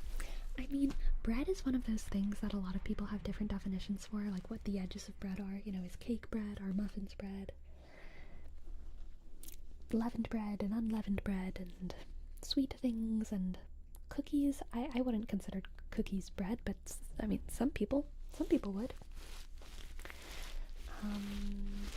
Some people only consider it bread if it's made from wheat, even though there's all kinds of other flours, you know. So I don't know. But yeah.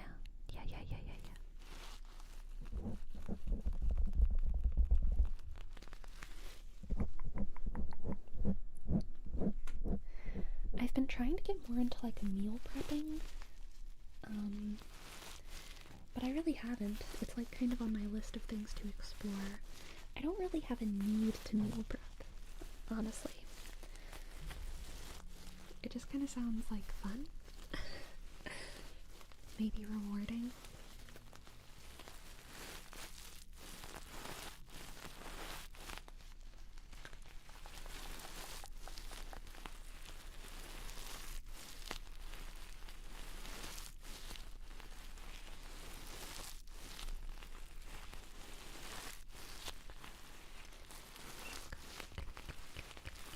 Baby streaming again? I am.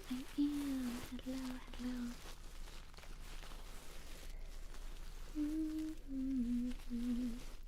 Fresh bread warm from the oven is proof that God loves us and wants us to be happy. Dude. Once I lived with one of my friends. This was like in college. And I was really getting into baking, and in the family that I grew up with, in the culture that I grew up with, like, I would stay, but I can't hear you. Really? Is my audio bad? Y'all said it was good. Everyone? Everyone? One's in the chat if my audio is good. Two's in the chat if it's bad. Okay? I need a vote.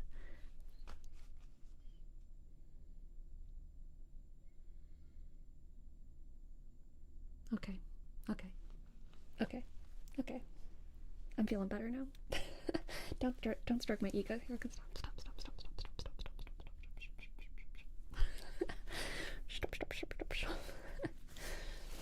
Oh my goodness. You're gonna make me like get full of myself. Okay, good to know.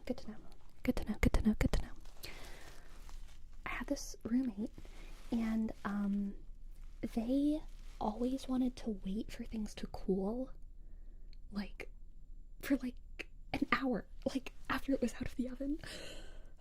And I always felt rude if I was like making cookies, making brownies, making cinnamon rolls for the household, and I like took them out of the oven and then put one on a plate and ate it, because I felt like it's like, you know, I'm kind of doing this for us, but in my family, you eat it.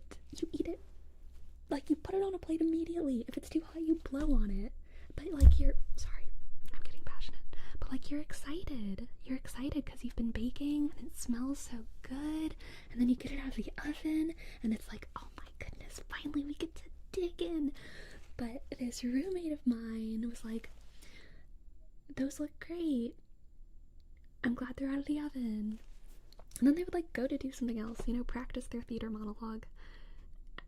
And so I was just like staring at my cinnamon rolls for like an hour, thinking like, when do I get to eat my cinnamon rolls? Because it just seems so rude to just like bake all the cinnamon rolls and then just eat one. And then I would go be doing my theater monologues, and then they would come and eat a cinnamon roll by themselves too. That just seemed wrong. So I would just wait. I would wait for them to be ready to eat the thing together with me. But it was weird, and I didn't like it. It was weird.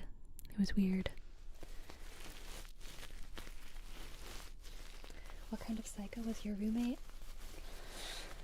I don't know. They were crazy. How can they have that level of self-control? You know, that's the thing. Like, for me, it took self-control. I really got the idea that for them, it wasn't even self-control. Like, they had no desire to put something too hot on their plate. Like, they were not like me. They were not like me. And they just didn't get it. They just didn't get it.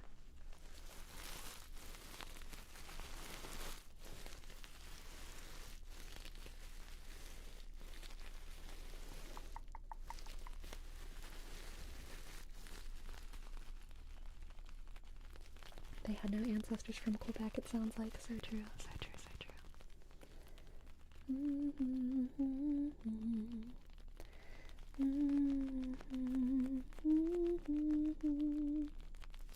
But the whole process of looking at the thing, getting ready in the oven, and getting it out is so exciting. I know. And like, putting fresh icing on cinnamon rolls. Like, what? You're gonna wait for it to get hard? Come on. It's like fresh. It's fresh icing.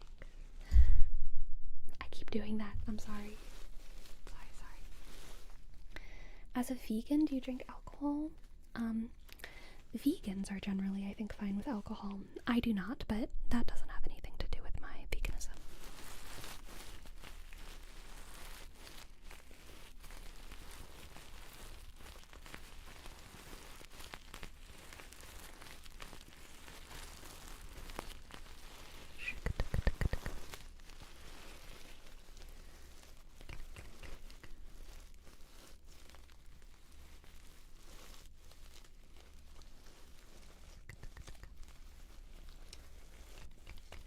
Alcohol affects gym progress a lot. That's why I don't.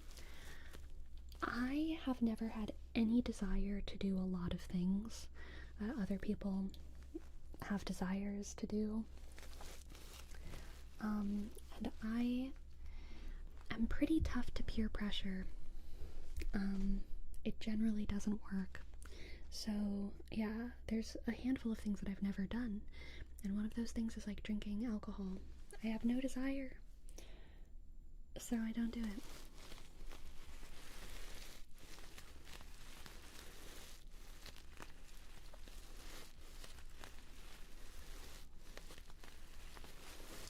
Yay, Jose, thank you. I'm glad you liked it.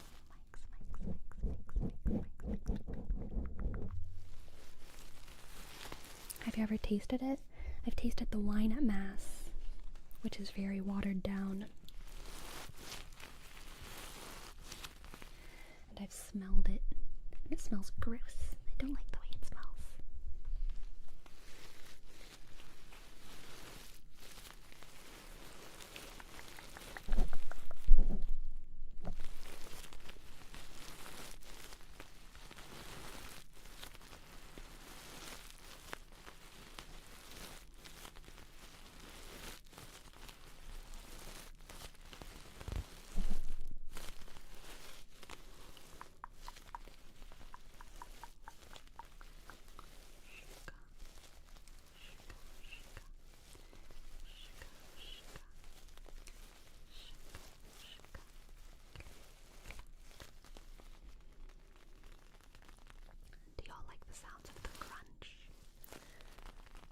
Tapping, or the tapping, or the tapping. I really like your Sorry I Was Weird This Morning song. Felt very meaningful. Oh my goodness. Thank you so much. That one's one of my favorites too. Tapping. You got it played. You got it played.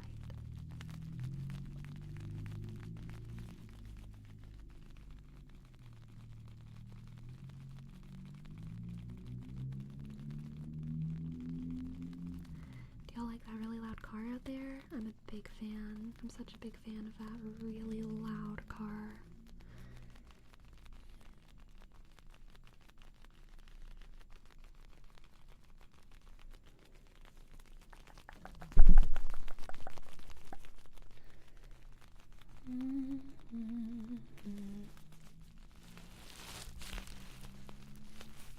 Can do both at once.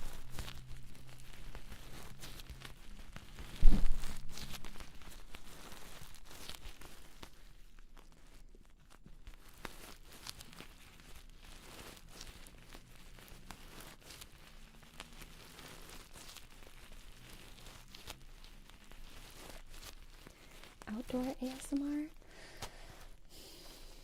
Yes, I have plans. I'm gonna tell y'all of one of my ambitions. This is a May ambition.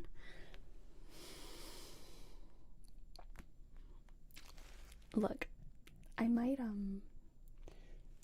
get access to some horses, and I really want to make horsemer.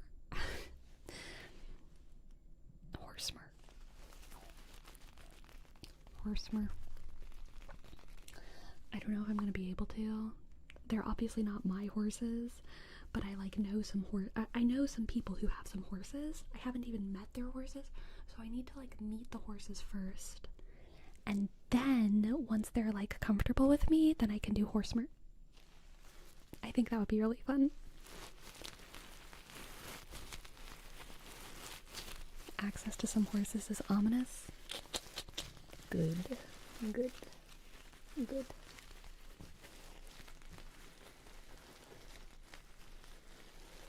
Exactly, Jerome. I already have the title, Horsemer.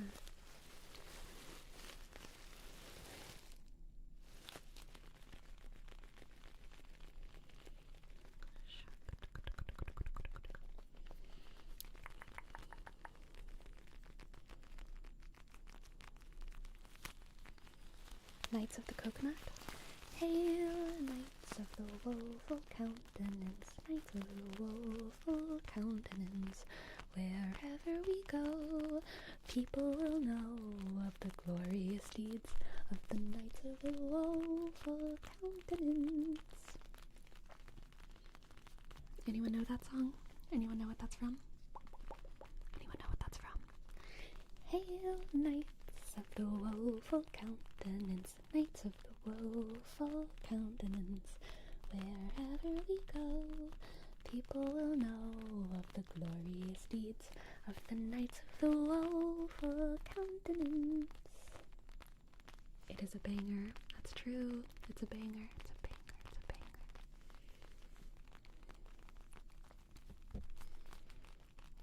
Oh, dang, like a lawyer. I believe you. I believe you. I'm so sorry about that. I wish I could control my ads. I wish I could only get ASMR ads. Okay, look. Here's an idea. I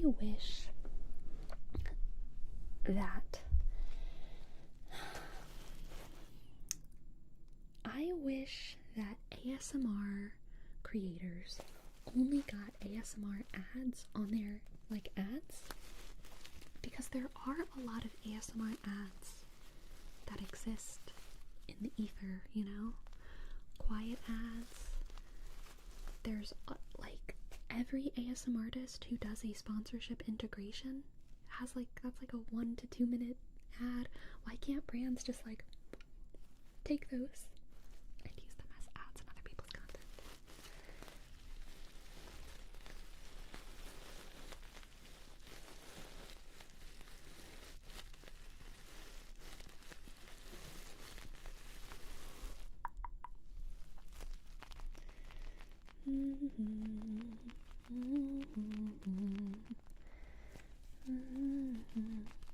Ad ASMR, true.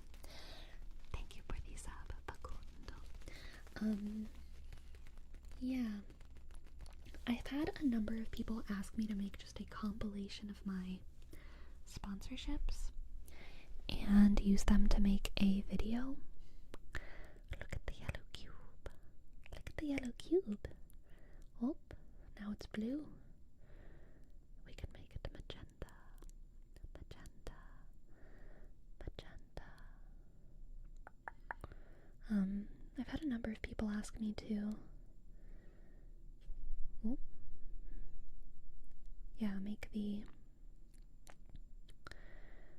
make just an ad video. I would never watch that though. I get that, like, sometimes the sponsorships and stuff are relaxing, but I feel like I would be so bored watching that, so I don't think I'm ever gonna do it. But I think it's interesting that people like it. Like, ads really are kind of a form of media. It's kind of like reading magazines, I guess. Like, I totally get it. I totally get it. I totally get it. I totally get it. I totally get it. I totally get it. You could make a video making ASMR ads. I would buy whatever you would advertise. Oh, would you? Can I interest you in some cheeky soap? It uses natural ingredients such as shea butter and jojoba oil, and they often come in these sort of special edition boxes. This one is the scent Schmellen, Schmellen, Schmellen, Schmellen, Schmellen, Schmellen. Don't focus on me, camera. Focus on the Schmellen. There we go. Schmellen, Schmellen, Schmellen. I don't think they're running this one anymore, but anyway, you can go to usecheeky.com/sleepy to get 10% off your order. They smell really good. They smell really good. Schmellen is a great name, and I do genuinely, like, enjoy the sound of the boxes, I will say. And the scent of the soaps, but really the sound of the boxes. That's where it's at. That's where it's at.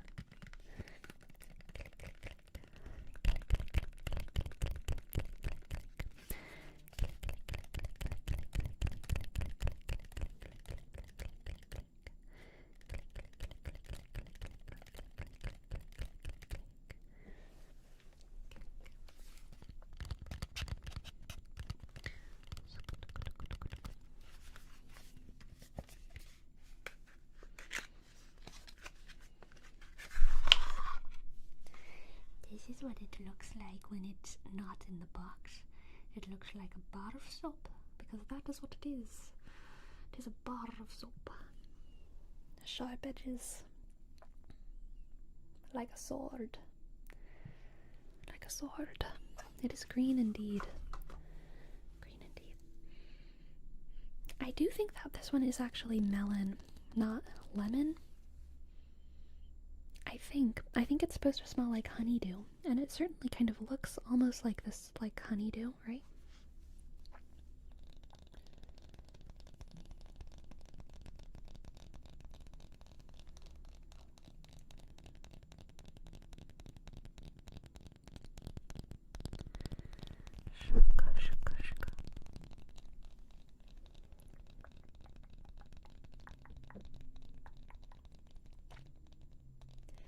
Thank you, Kathan.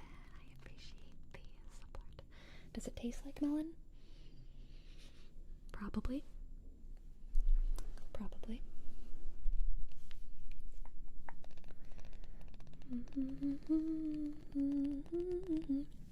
Haven't been able to watch a stream in a couple months, so I'm glad I was finally able to catch one. This is my first stream in like over a year. By the Soap for 10 gifted. Sorry. No. Nope. Nope. Nope. Nope. Click, click, click, click, click.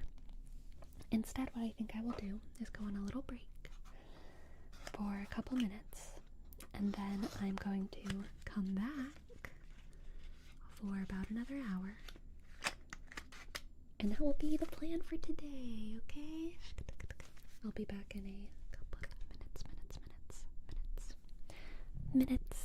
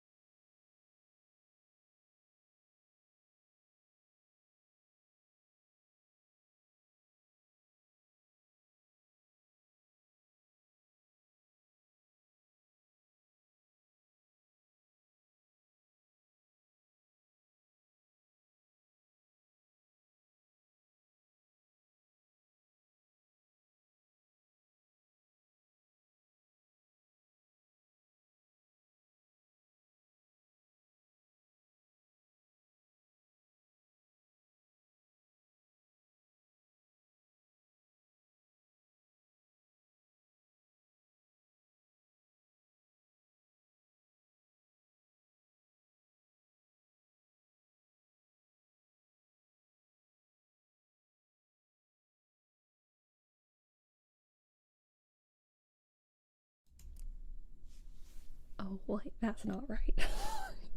Wait, I'm back. But that's not right at all. How is it? Let's try to be back correctly. Correct like. Come on, camera. There we go.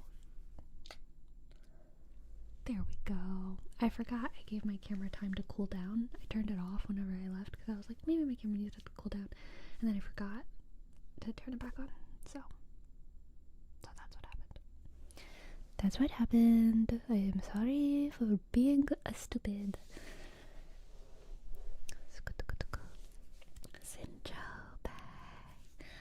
Sinchobe, hello, welcome. Thank you so much. Wait, I think you are already here. So I take away my welcome. Sorry that my phone keeps vibrating. I'm just really popular. Thank you so much, Sinchobe. Asklik, Aishk, Ensk, C-H-K, O, Bisk, E. Danke. She has dementia now. Runs in my family. Not really, though. It doesn't really run in my family, but it kind of does. But I feel like it's pretty rare to not have dementia when you're like over 85. You know what I mean? If we're talking about who gets a little bit senile when they hit 85, then yeah, that definitely runs in my family. But I feel like if you don't have dementia until you're 85, then that's kind of like normal. Like, I don't know.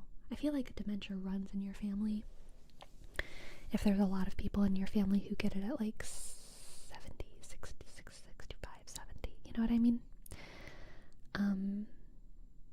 But I'm not too worried about the sort of dementia that runs in my family, which seems to hit much older.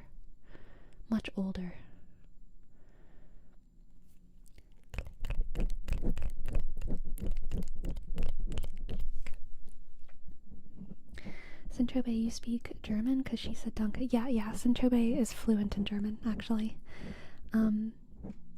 Sinchobe doesn't even speak English, actually.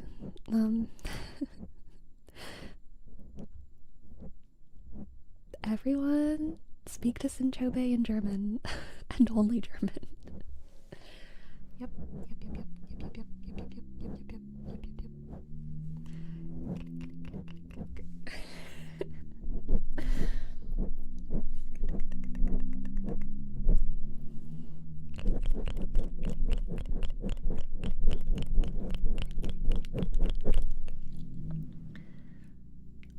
Just listen to those nice ASMR sounds of that really, really loud car. There it goes, just polluting the parking lot. I love parking lots and how polluted they are with big cars and their big sounds. That's my favorite thing. Anyway.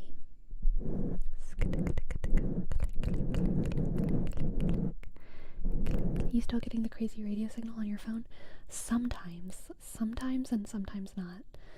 It's kind of hard to predict. Sometimes it works great though. It's just hard to predict. But I really, really like it as a prop. I really do. It's a great prop. No regrets. Do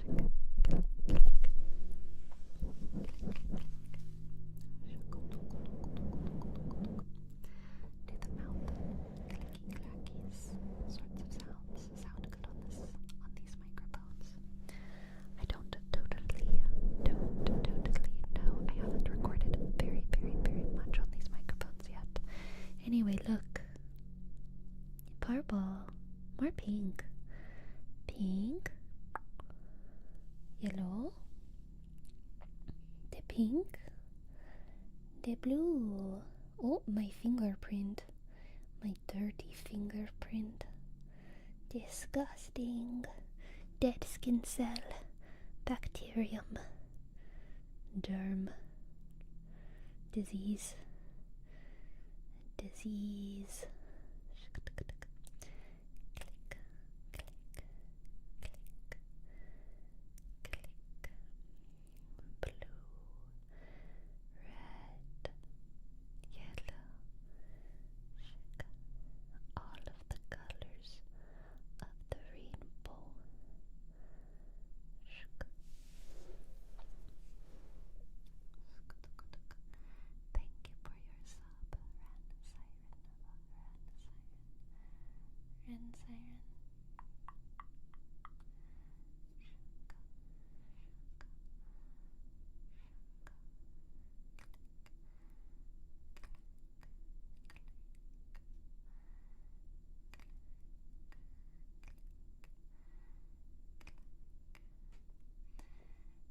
disease from your fingerprint? When was the last time you washed your hands, Sleepy? See, the thing is that, like, you know, if you work hard enough with your hands, then eventually they'll get really dry and flaky, and then your skin will just peel off. So you don't really need to wash them, because the skin will just fall off, and then it's like a fresh layer. So it's not dirty.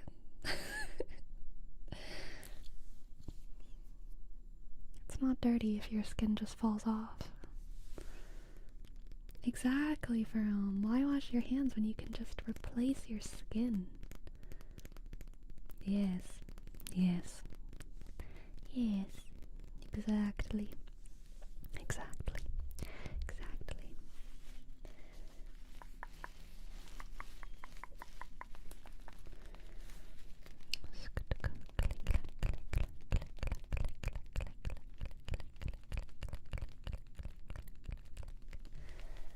Welcome back, Rhythmate dear. Hello, hello. Sinchobe! Oh my goodness, thank you. Feel free to keep it as it is, and hopefully it can work when the radio signals aren't blasting from space. Thank you. You didn't need to send me all that. You didn't need to send me all that. I do appreciate it though. And it is a great prop. It is a great prop. But yeah, Sinchobe is, remember when I was talking earlier about how stupid we all are and how we don't know how to make anything because, like, society, I don't want to have to say it all again, but I was, like, talking about that. If you weren't here, the first probably 30-40 minutes of the stream, I feel like that was kind of what we were talking about. But, Sinchobe knows how to make things, okay? And Sinchobe has created for a number of ASMR artists these, like, rotary phones that are also microphones. Very, very cool. Super cool. And, I got one from him, and my place is, like, CIA. There's CIA encroachment, like, all over. Not really. Maybe it's aliens, maybe it's just a good old FM AM radio tower, hard to say, but there's interference where I live. There's crazy interference where I live, and so I recorded a video with this mic, which was so cool, and I had done an audio test with it, and it sounded great.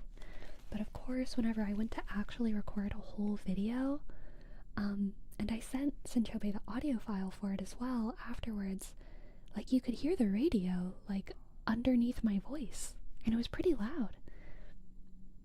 It was so surprising. I had never, you know, I don't really understand how technology works, but you could hear the radio inside the microphone. It was the weirdest thing. It was the weirdest thing. For real though, I think there's some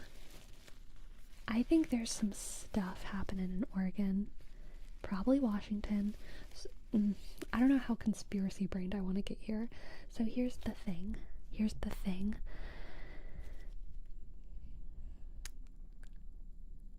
All I know is that I've always been a sky watcher.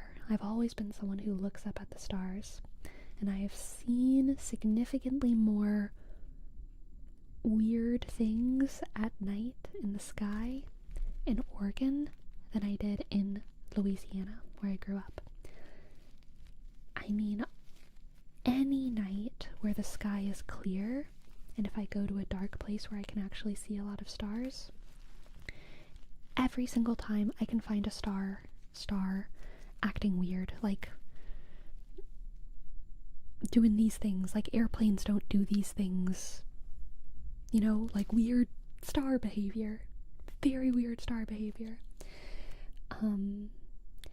And it's probably, like, what they say is that it's an optical illusion because of the atmosphere and something, which is probably true. That is the most likely scenario, okay? That is the most likely scenario. There's some atmospheric pressure, optical illusions, but it could be aliens. It could be aliens. But also, like NASA is like in Washington, and also there's like a ton of military bases all over the place. So more likely than aliens, I feel like it's probably like military stuff. Like even if they're not actually doing stuff, like I just feel like they might be testing or training like weird things in the sky, drones, really far away drones. Who knows what it is. Allegedly, I don't know anything, but I've just noticed that there's weird sky stuff here, way more weird sky stuff. Probably Starlink. Yeah, probably so. Every weird star in the sky is just one of Elon Musk's lost children. Bless their souls.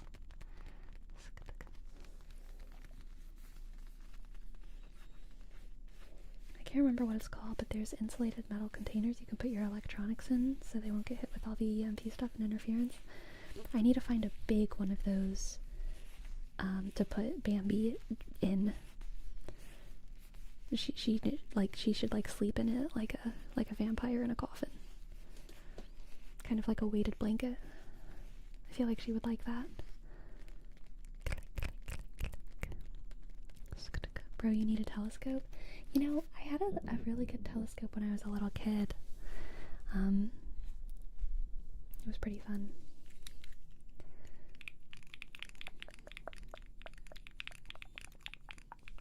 Let's get this cat hair out of the mic.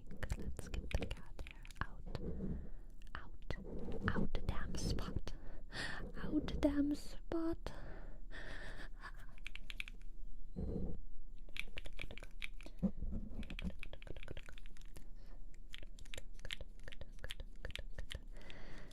I gotta get some food, but glad I could send you that back as it was weighing on me. Hope it can work in a different spot someday.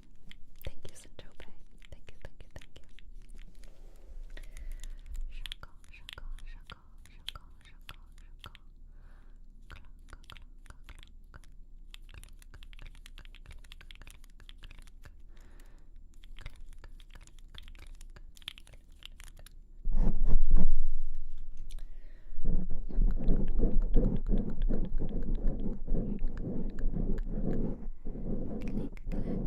No one ever guessed what Hail Knights of the Woeful Countenance was from. This is just proving Prime Token's point. That knowledge really can be forgotten. I can sing a song, and no one in chat even knows what it is. Hail, Knights of the Woeful Countenance, Knights of the Woeful Countenance, wherever we go, faced with a foe, that they will something to fear, the Knights of the Woeful Countenance.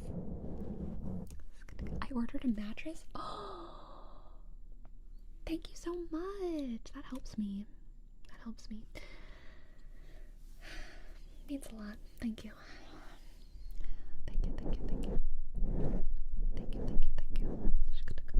And I hope you enjoy your Helix mattress. What were you paired with? Did you take the sleep quiz? I'm genuinely curious. I've seen a lot of people conspire in the comments that it's a little bit suspicious that every single influencer gets paired with the Helix Midnight Lux. I have seen creators that don't get paired with the Midnight Lux, just for the record, but most definitely are. Most definitely are.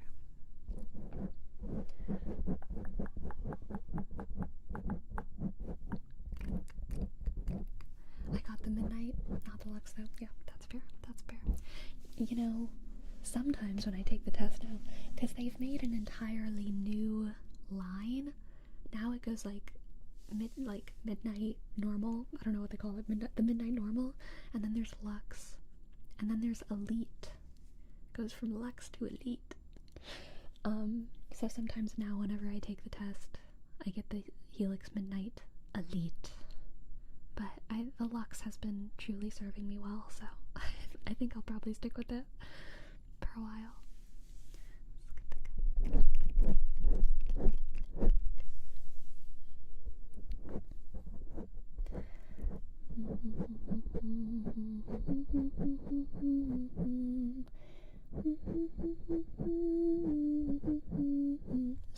much better on Twitch. I've had this problem since my since I was born, okay? I don't know why YouTube streams look so bad. I cannot get them to look good cuz there's no settings on YouTube anyway. There's no settings. I have no options. I don't know how to control my YouTube stream. I just hit stream and then it does it and it always looks awful. And I don't know why. It's just YouTube, I think. But there are YouTubers that have high stream quality. Bitrate, my bitrate is like 8,000. Because that's supposedly, I've heard, that's the most I can do. If I want to stream on Twitch. If I set my bitrate higher, then like the Twitch stream wouldn't work or something, and I'm streaming to both at the same time. So like, I don't know how it works. I don't know. But I will say, I completely didn't look. I haven't been looking at my view count like at all this stream until I went on break and I looked at it, and I had no idea so many people would be tuning in, especially on YouTube. So thank you so much for those of you who are here, who have shown up. I really appreciate it. 'Tis very nice of you. 'Tis very kind. 'Tis very kind. Very kind. Very kind. I think it's a YouTube thing, not a you thing. I watched Coachella on YouTube and that was looking buns. Yeah. I have like not been into celebrity culture for most of my life. This year I've gotten more into it. I didn't even really know what Coachella was until this year, but I've been consuming a lot of like the Coachella like discourse and stuff this year. It's been pretty fun. I think it's like every couple years there's a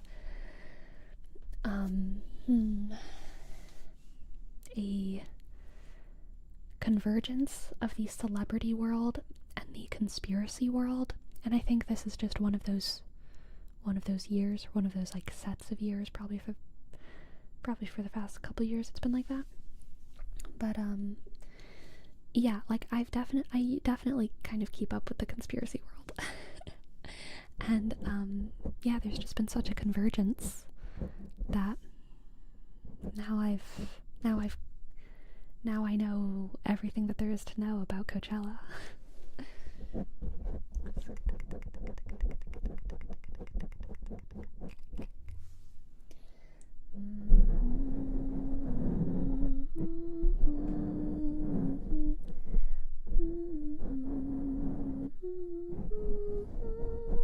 Would you ever want to go to Coachella? Nah, not my vibe. Not my vibe. Not my vibe. Nah. What is Coachella? Good question. I don't even really know. It's a music festival where they get, all the biggest stars to perform all their biggest shows.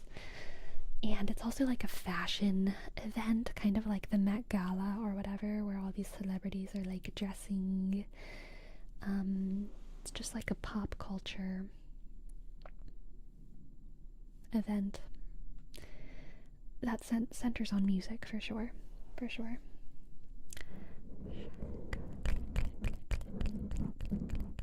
People mostly go to say they were there. Yes.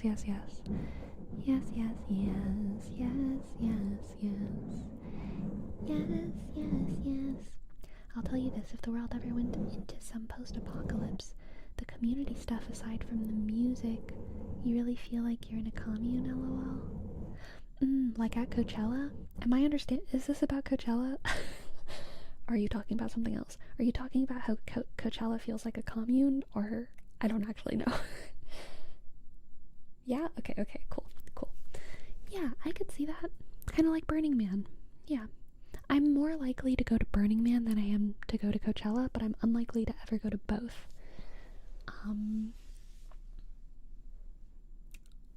Too many people. I loved your version of the Ballad of Lucy Gray. Oh, I love the Ballad of Lucy Gray. When I was a babe, I fell down in the holler. When I was a girl, I fell into your arms. We fell on hard times and we lost our bright colors. You went to the dogs and I lived by my charms. I danced for my dinner, spread kisses like honey. You stole and you gambled and I said you should. We sang for our supper and drank up our money. And one day you left saying I was no good. Well, alright, I'm bad, but then you're no prize either. Alright, I'm bad, but then that's nothing new. You say you won't love me, I won't love you neither. Just let me remind you what I am to you. 'Cause I am the one who looks out when you're leaving. I am the one who knows how you were brave. And I am the one who heard what you said sleeping. I'll take that and more when I go to my grave. It's sooner than later that I'm 6 feet under. It's sooner than later that you'll be alone. So who will you turn to tomorrow, I wonder? For when the bell rings, lover, you're on your own. 'Cause I am the one who you let see you weeping. I know the soul that you struggle to save. Too bad I'm the bet that you lost in the reaping. I'll take that and more when I go to my grave. Sorry, started having to clear my throat at the end there. But I do love that song. I do love that song. If I was to headline Coachella, I would just show everyone Always Lately videos for my entire set. Based. You should just do the Become Mushroom playlist. They must all become mushroom. Coachella. Big audience to become. Big audience become. Mini mushroom at once. Once time. Many shroom. Your playlists are a mess, not gonna lie. I try. Look, I try my best. But yeah, you're right. It's just hard. That's hard.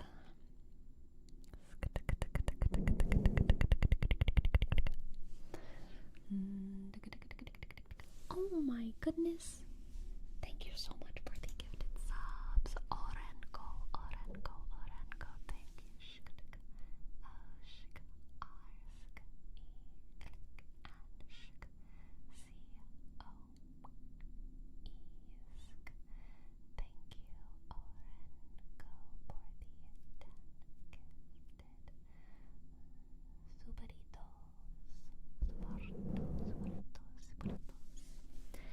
Thank you. Thank you. I still need to, I feel like I need to clear my throat. Just a second.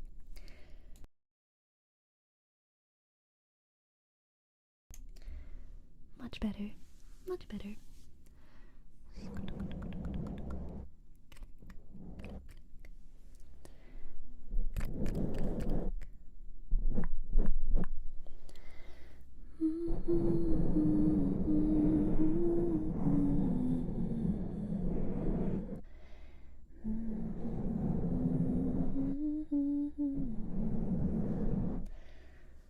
Congratulations, Flightless Michael. Flightless Michael.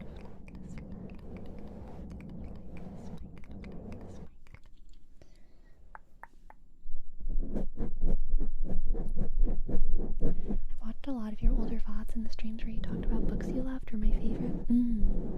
That's fair. I love listening to people talk about what they love, you know? So I get it. I get it.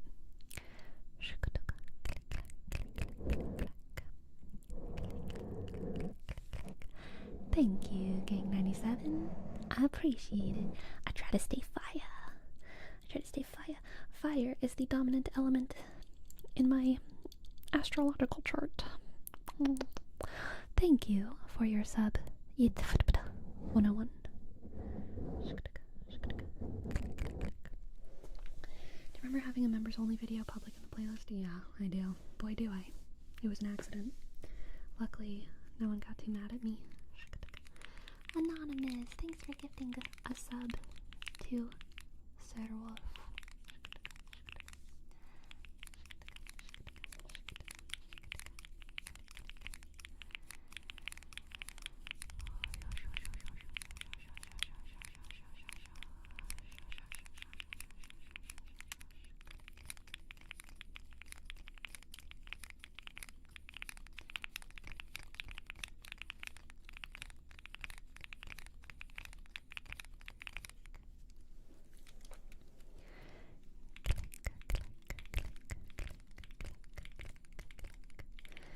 Click. Click.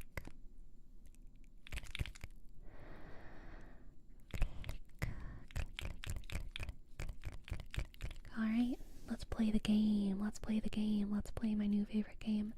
Guess which one I'm gonna click. Let me get this fucking cat here. Okay. Sorry, I lost my temper for a second. Guess which one I'm gonna click. Guess which one. Guess which key I'm gonna click. 5, 4, 3, 2, 1. Were you correct? Were you correct?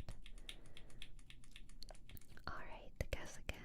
Which one am I gonna click? Which one am I gonna click? Which one are you gonna click? Which one am I gonna click? It's that one. That's the one I clicked. I forgot to count down. Hope you guessed anyway. Alright, one more time. Which one am I gonna click? Which one am I gonna click? Which one am I gonna click? 5, 4, 3, 2, 1. This one. That's the one that I clicked. That's the one that I clicked. Yeah. A round of applause. A round of applause for my very psychic audience.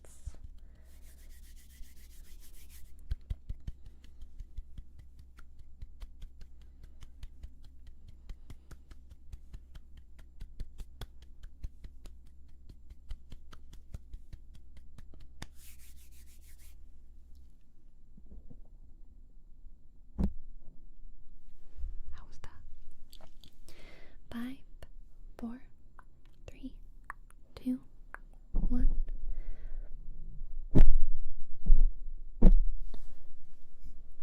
Is that too loud? Is that unpleasant? Is that bad? I don't know. I don't know. I'm just sort of guessing it's not that bad, but I could be wrong. I could be wrong a bit. I've decided to go more Scottish all of a sudden. I started off a bit British, but that was loud. But I've started thinking in Scottish, so maybe I should go a bit more Scottish. Laddies and lasses. I love that heavy sort of L they've got. Laddies. Loch Ness. That L's from the depths of Loch Ness, that is. That L's from all the way in the Loch Ness inside their own guts. The Loch Ness inside their own guts. Shaka, shaka, shaka, shaka, shaka, shaka, shaka. You're a fiery lass. Don't you tell me what I am and what I'm not. I'll be a puddle if I want to be. And it's not up to you, you stinker. Stinker. Wanker? I don't know. What's an appropriate thing to call someone? You bog. You heavy drinking bog dweller. You lout. How do you say that one? Not really sure. Bog hag.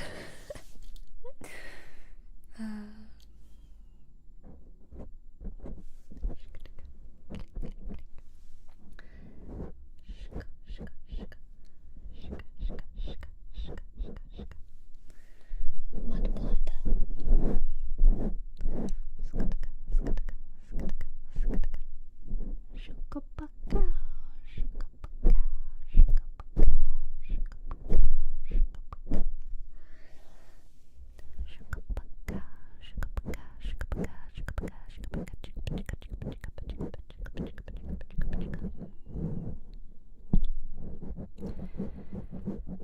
Scale 1 to 10, how expensive are the mics? 8. They weren't the tippiest top of the line, but they were pretty far up there. Okay? And it was pretty exciting, I'm not gonna lie. Like, these mics, this camera, most expensive things I've ever bought in my life. And I don't know, it was crazy. It's a crazy psychological, like, experience buying anything over $300, $200. I don't know, it's just such a big deal. Anytime I buy something over $200, I feel like it's a really big deal. Something over $100 is like a big deal. $200 is like a really big deal. I think these mics were like around like 400 something each, and I got 2 of them, right? So just like seeing that number, like checking out of like the store, like, it was insane. I've never done that before. I've never seen that kind of number before. So it was just a crazy psychological experience, honestly. Crazy psychological experience. You still have the Zooms? Yes, I do have the Zooms. My heart hurts whenever I spend more than 50. Yeah, I feel that.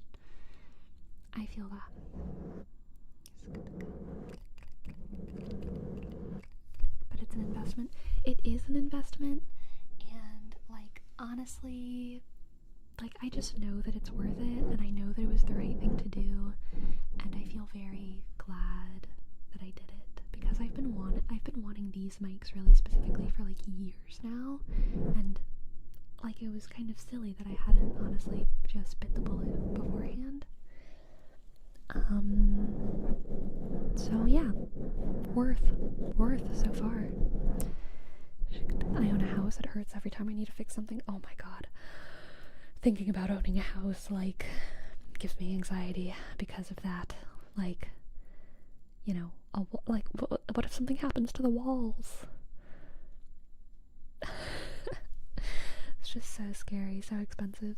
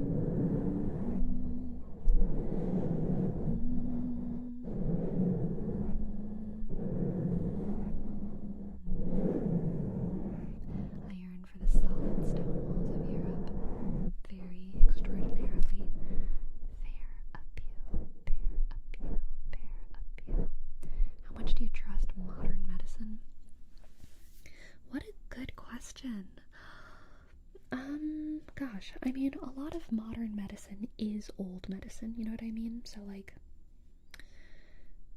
I'm gonna assume that what you mean is not things that we use in modernity, but things that we like invented in modernity, right? Like we still, you know, getting good sleep and eating enough is modern medicine. It's just also ancient medicine. So things that were created in modernity, I think I trust a lot of them, but I think that there's like costs and benefits to using everything, you know, like antibacterials, they work and stuff, but obviously there's a huge risk benefit analysis that you have to run for yourself and also for the world when it comes to like how to treat certain infections, blah blah blah. Thank you for the sub, Boofus. As someone with type 2 diabetes, modern medicine is great. Yeah, I agree. I just think it's like, it's a complex issue. It's a very complex issue. Yeah. I think I do. Yeah, like, do I trust modern medicine isn't a specific enough question. Like, I think a better question would be like, do I trust it to do X? Do I trust it in whose hands? You know what I'm saying?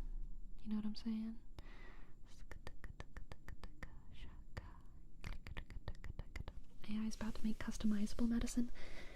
Look, if it works, I think that could be a genuinely, like, very positive application of AI. Jesus Christ. That was a loud noise. If it doesn't work, then I don't know. I think that's my cat. My cat's banging on the walls.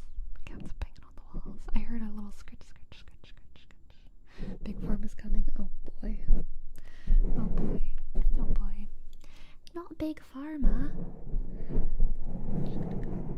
Epigenetic reprogramming. I've never even heard that phrase, but I don't like it because I think I know what that means. You know, reprogramming genetics at scale, large scale, like, or is epigenetic reprogramming like programming entire groups of people, or is epigenetic reprogramming one person's epigenetics? Because both of those things are very different. I don't think I like either of them though. Rejuvenating cells? Well, that sounds like that sounds fine, if that's all it is. But yeah, no, it's always like, in whose hands? In whose hands do we trust these procedures? In whose hands?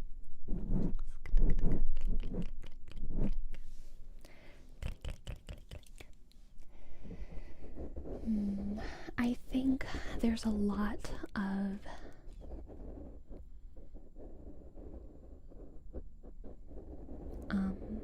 positive potential for humanity, and I think very little of that positive potential will be discovered through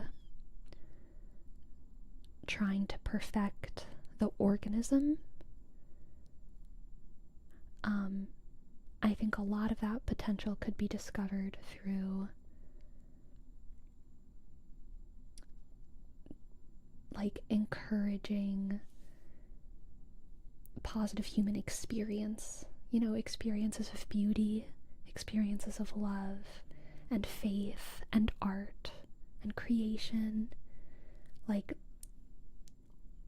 pursuing those things for greater humanity, I think is more fruitful than you know, trying to get us all to be beautiful and immortal. I think. Would you say that necromancy is a form of healthcare? No. I'm gonna say no to that one.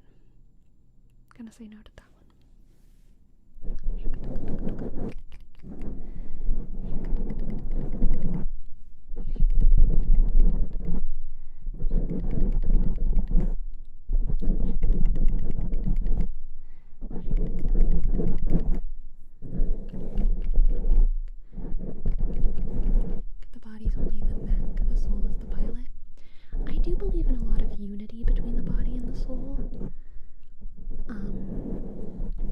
I think the human soul is one that, if it were completely disembodied, I don't know if that it would be human anymore. Yeah.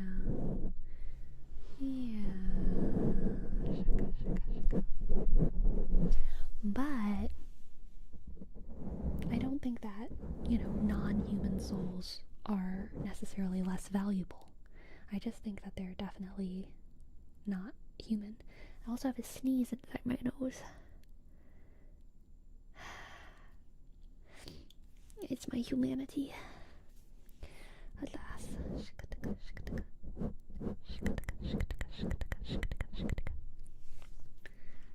What I found intriguing is wondering what would be the point of medicine helping us stay healthy to unnaturally or artificially keeping us healthy or alive. Some would say we've already crossed that line. Some would say we are far away from that line. I don't know.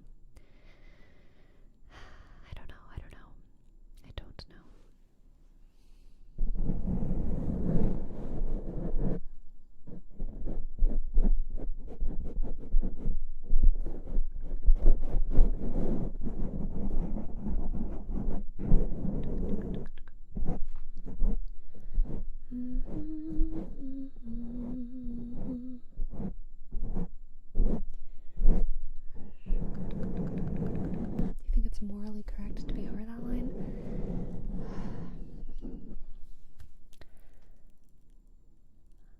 I don't think I could make a judgment for all humans. You know what I mean? It's kind of like, is it morally correct for you to kill a bad person? Like, okay, it depends on who you are, and it probably depends on who the person is, and like how bad they are. I don't know. Probably situational. Yeah, probably situational. Are you still hitting the gym? You betcha. You heckin' betcha. What's your definition of bad? Exactly. Fantastic question. Sleepy, the representative of the human race. No.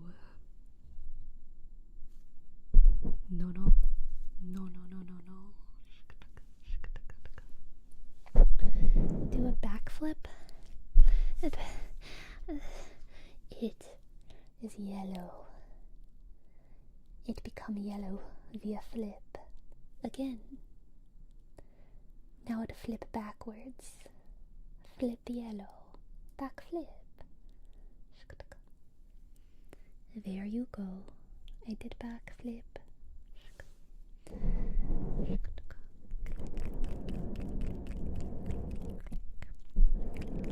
Thank you for your prime, Charlie Jesus. Thank you.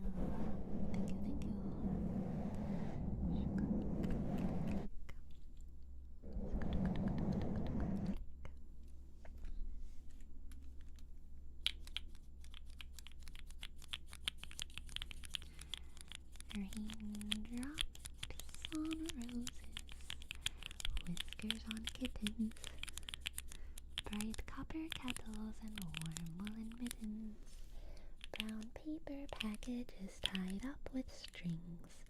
These are a few of my favorite things. Cream-colored ponies and crisp apple strudel, doorbells and sleigh bells and schnitzel with noodles, wild geese that fly with the moon on their wings. These are a few of my favorite things. When a dog bites, when a bee stings, when I'm feeling bad, I simply remember my favorite things, and then I don't feel so bad. Botswana. Oh my goodness. Thank you so much, Pearl Elias. I love Botswana.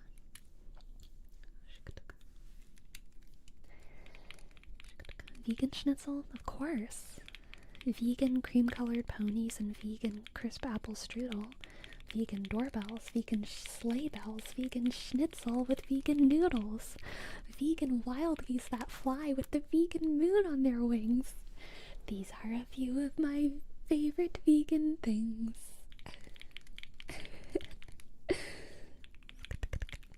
When the vegan dog bites, when the vegan bee stings, when I'm feeling less like a vegan, I simply remember my favorite vegan things, and then I don't feel so non-vegan. Have you ever interacted with strict nuns before? What a good question. What do you mean by strict? What do you mean by strict? I don't know. I've interacted with nuns of varying personalities. I've never been harshly disciplined by a nun, if that's what you mean. But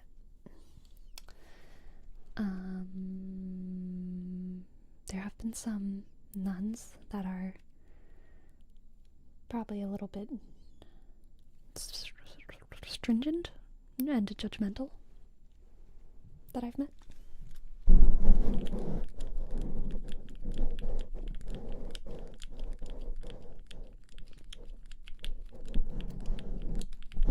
I have found, so in the modern era, you knew the secret. Everyone knows the secret to extending the stream is like getting me to talk about nuns. Because I can't not talk about them. But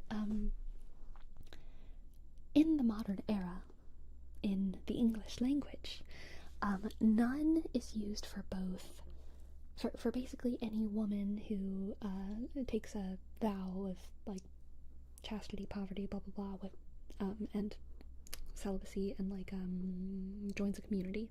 Well, people will call that a nun.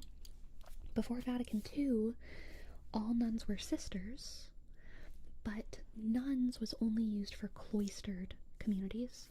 So no one that was teaching in a school was a nun. No one that was working at the hospital was a nun. Those were merely Franciscan sisters or Benedictine sisters or Dominican sisters or what have you. Nowadays we call them all nuns. Personally, I am a big fan of the distinction. I think it's really, really useful to say for the cloistered nuns to like kind of have their own name, which is nun. I like calling those ones nuns. So usually whenever I'm talking about nuns, and you know, my nun reverse camera confusing me. My nun shelf is only about cloistered nuns. Because I really like that distinction, and I'm really, really interested in cloistered nuns. But I have noticed in my experience as a Catholic that the nuns that are not cloistered, or as I would call them, just like the sisters, people who are teachers, people working in hospitals, people doing sisters who are doing missionary work, they are much more likely to be strict. Not always, of course, like there's, especially in hospitals and doing the missionary work, I mean, so these are some of the most like generous of heart people on the planet, truly. But especially in like schools and stuff, you're probably more likely to get some strict nuns. Cloistered nuns are the most unlikely to fit that stereotype. Cloistered nuns are forever children. The reason why is because they don't have to interact with the world. Like, part of what their vocation is not having to ever fight. Completely surrendering all of their, you know, like money, worldly possessions, freedom, and living as if they are already in heaven. Like, they're not on the front lines. And cloistered nuns consider sisters who are in the world, they consider them to be more on the front lines. And so it's almost more part of their vocation to be like enforcing Christianity, spreading Christianity, doing the difficult Christian work. These people's vocation is to pray for the world, and to love, like to just feel what it feels like to dedicate your heart to love for your entire life, love for your community, love for the world, without borders, without bothering to educate yourself, because all they need is love. And they pray all day, and they work hard to take care of each other. They basically live on little highly functional communes, usually growing their own food and cooking all day and sewing each other's clothes. And their only work that, like, or not their only, because this kind of changes by community, but the bulk of their work that is even seen by the public is around the Mass. So, you know, their work will be ironing the priest's garments, ironing the altar garments, shining the silver, and of course singing during the Mass out of sight of the congregation, and they can't see the congregation either. Different monasteries will also provide services sometimes that they'll sell in order to stay afloat. Usually those services are actually making, you know, the Eucharist and giving it to different churches who buy it from them. So it's not really giving, but also, like, it's extremely cheap. You know, there are monks that make, the Benedictines actually make products for the public. That's part of their thing. So they are a little bit more profitable. So those are the monks and the sisters who are making things like coffee, wine, soap. Part of the Benedictine vocation is work, whereas like the Carmelites, they'll do something because they need some kind of money in order to live. The Carmelites that I was familiar with, and I was kind of familiar with two different Carmelite monasteries. One of them, they sold petitions, and they didn't sell them. They would do it for free, but it was like pay what you want, basically. People could pay them however much they wanted. And what the nuns would do is they would like dedicate a Mass or pray intentionally for someone, and they would write a pretty like calligraphy certificate that was like the sisters of this monastery are praying for your petition. So, you know, the sisters of this monastery are praying for your mom's cancer, and they would like spend a lot of time on this calligraphy, and they would give it back to the person. So they would like kind of sell that, but it was also free if you asked for it. And then the other Carmelite monastery that I was familiar with, they did crafts. So like they would make rosaries that they would sell, or basically any kind of art. The sisters could kind of do whatever they wanted, but they would usually have like 2 or 3 sisters out of the 15 or so at the monastery.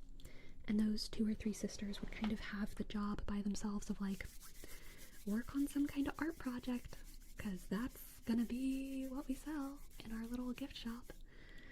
And so it would be something like a rosary, or a little sculpture, or a little book of poetry, that kind of thing. So the Carmelites don't tend to sell stuff because they're like a contemplative order. And yeah, there's some other, all of the different orders kind of do a thing. A painted wooden cross, yeah, that kind of thing. But yeah, like these nuns, pretty much never are you gonna find, because they have no one to be strict to. They're all nuns. They only spend time with nuns. Who are they gonna judge? If anything, they are humble to a fault.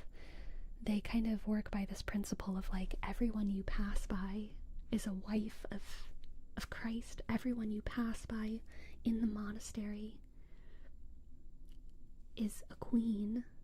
That's why you bow. They all bow to each other, like Asians.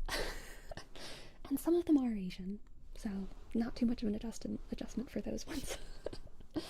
But a lot of them are not, and so they, you know, they take it on.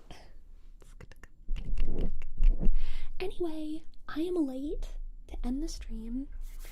I had my little rant. So, surprise, surprise, what we're going to do now is we are going to raid Swoozy whenever he starts streaming. And we're gonna play Hearthstone. I don't think he's streaming yet. But yeah, basically the plan is we're gonna raid one of my friends, Swoozy, and we're gonna play Hearthstone for probably like an hour because the new Hearthstone season started. I'm not gonna be on camera and it's not gonna be ASMR. And I'm gonna stream again sometime soon. Turn your notifications on and stuff because I do not have schedule right now. So let's go for it. Let's go for it. Let's see if I still even remember how to raid people.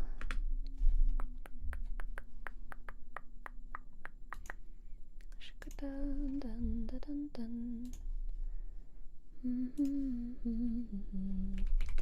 Thank you so much for hanging out tonight, my friends, and I'll see y'all next time. Did I do it correct?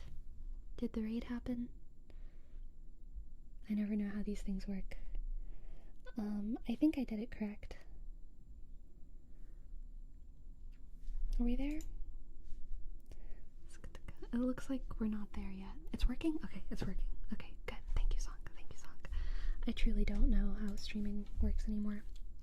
My friends, sleep well.